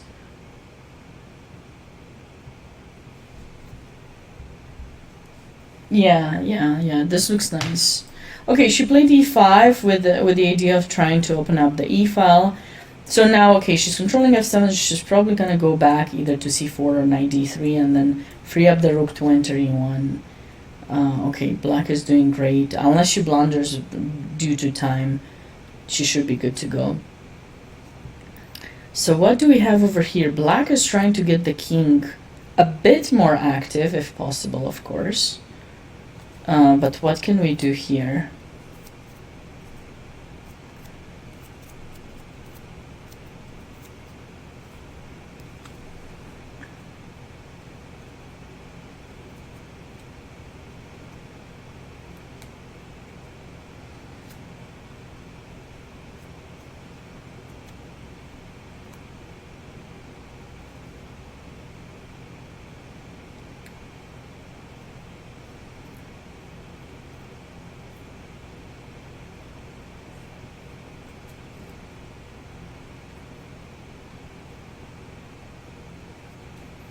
You would be scared with black? I can't believe the engine evaluates this as 0-0.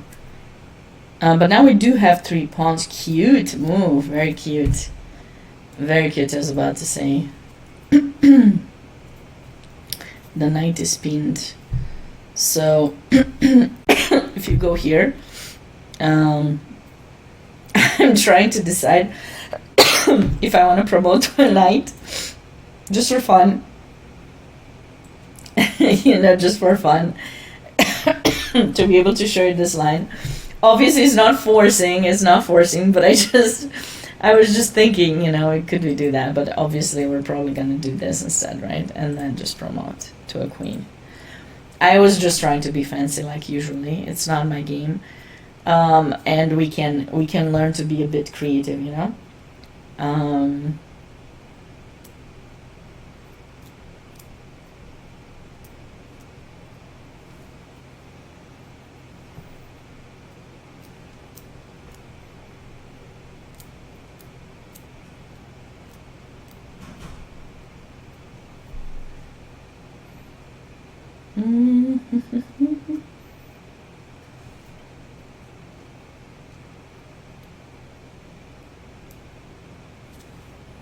I don't remember that game. I was at that Olympiad. I don't remember it.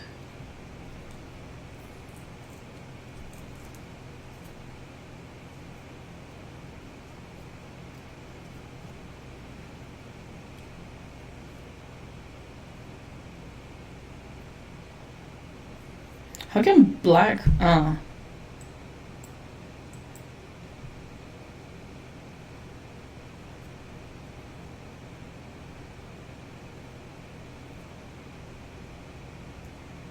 And now what?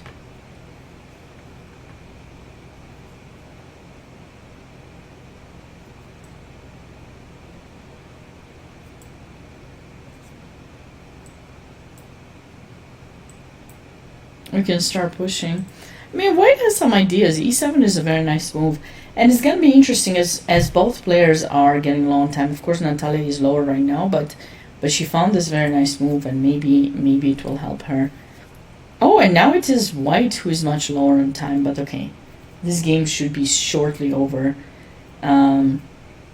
If black brings the knight back, there won't be much you can do. I wonder if here after e5, there was some other opportunities for white to try to not to get into... Yeah, but it's not. No, I want to take and then, activate the rook. It's not so much to do here. There's not so much to do. I was at that one too. I don't know. Maybe.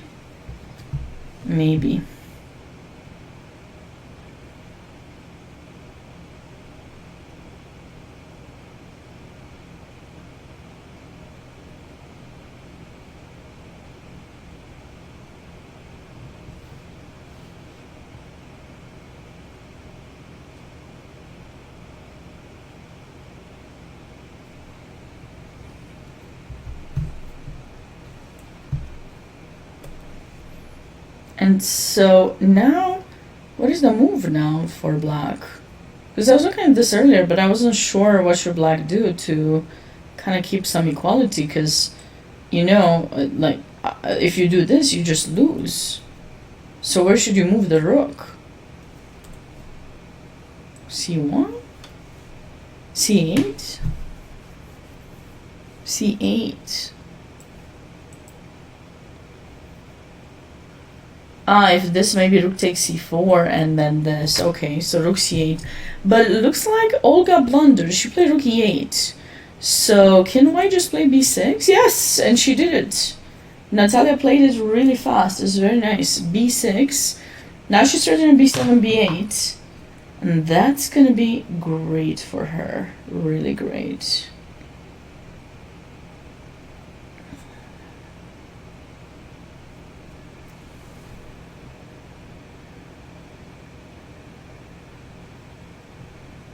Well,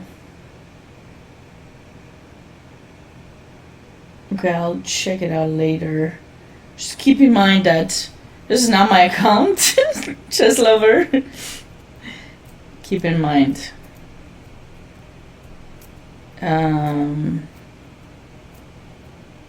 All good, all good. But I don't have access to mine until I go back home. Right now, if I keep signing back and forth, it will be a bit too much. It will be too much.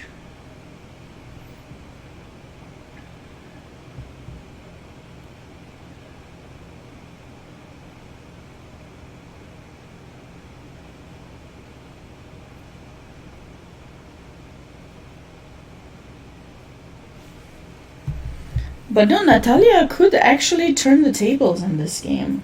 She could definitely turn the tables.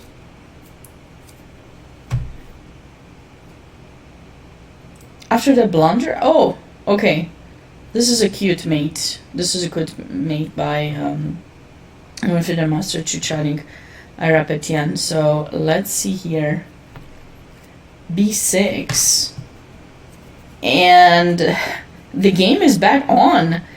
I mean, this is one of those games that you would want to give a prize to if it's really happening that she's able to turn it from being a rook down to be able to win this. It's just, it would be brilliant.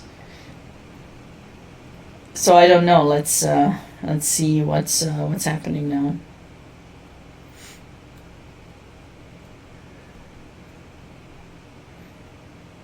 Uh-oh, King G7?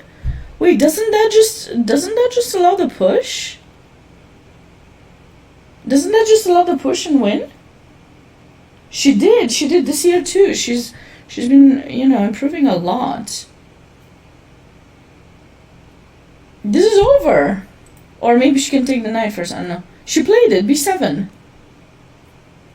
Oh my god, this is like... There's gonna be an interesting, super crazy turn of events. I mean, if her husband is watching, I don't know what he's thinking. I had some conversation with him. He's very nice. Her husband is an international master and travels with her to a lot of the tournaments, and maybe all of them. And he's very, very positive, and it's very important to have, a partner who's there to support you no matter what. And yeah, they speak very kindly one of the other, and I love to see that. It's always a nice we need to see more of these positive like good relationships, I think. Or, at least what I've seen, it's been great, both of them. So, wow, he is probably not. He was probably not watching after she blundered the piece, and then she might have gotten back to the room. I feel like the game is over already now.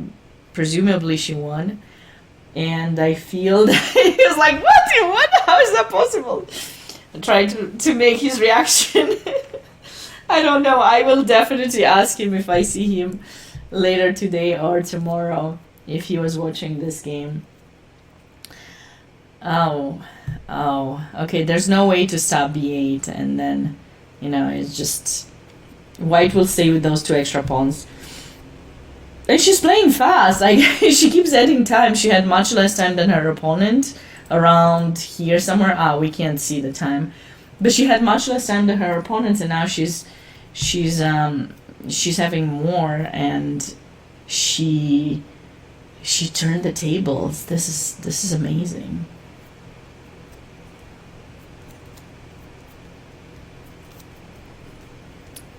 Yeah, king d2, king d2.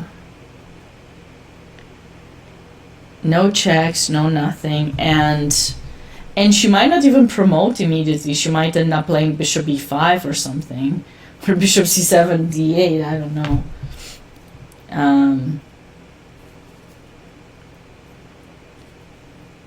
To try to just promote without actually allowing her opponent to. And look at this beautiful move, actually, bishop b4. Wait, like the bishop in c4. I mean, the bishop in c4 is restricting the knight in f4, right? So this just simply gives white a very, very good position. I just love it. You cannot bring the knight to try to stop that pawn, and something like this just allows bishop b5, and it is over. And it's hard. Like, I don't even know what's black's next move. h6, h5, like, there's nothing. Yeah, no, it's so beautiful. I'm telling you, like, did not expect this. She's a very nice person to talk to, and very, very positive. I had a podcast with her, which was published on US Chess. It was published at the end of last month. A pleasure to talk to her, and yeah, it's nice to see her come back in this game. It's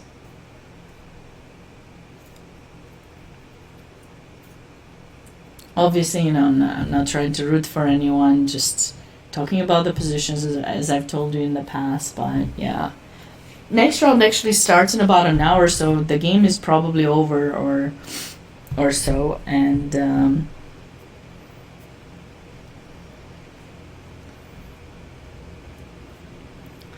it's just really impressive.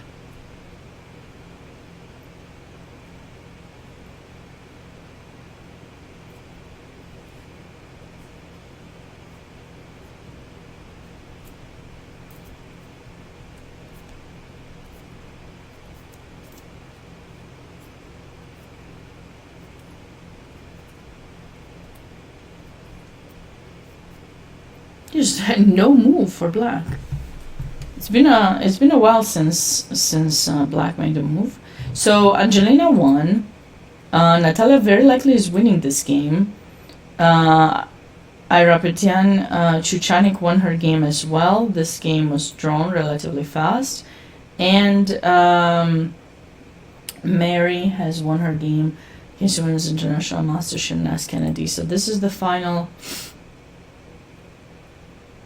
game, and I think Olga is just probably in shock.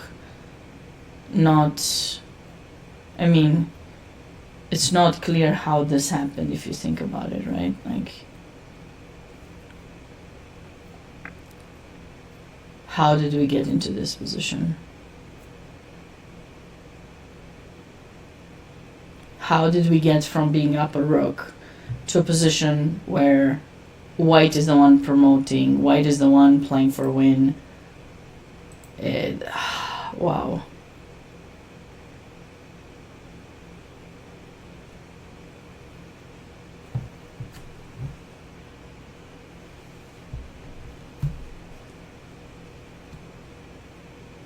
Okay, 95, but okay. What's the fastest way to win here? Take? Oh no, take, sorry, this doesn't, I didn't mean that. Queen? This is what black wants. I mean, white should still be winning, but what is a strong move here? Is it bishop e5? Probably bishop b5, right?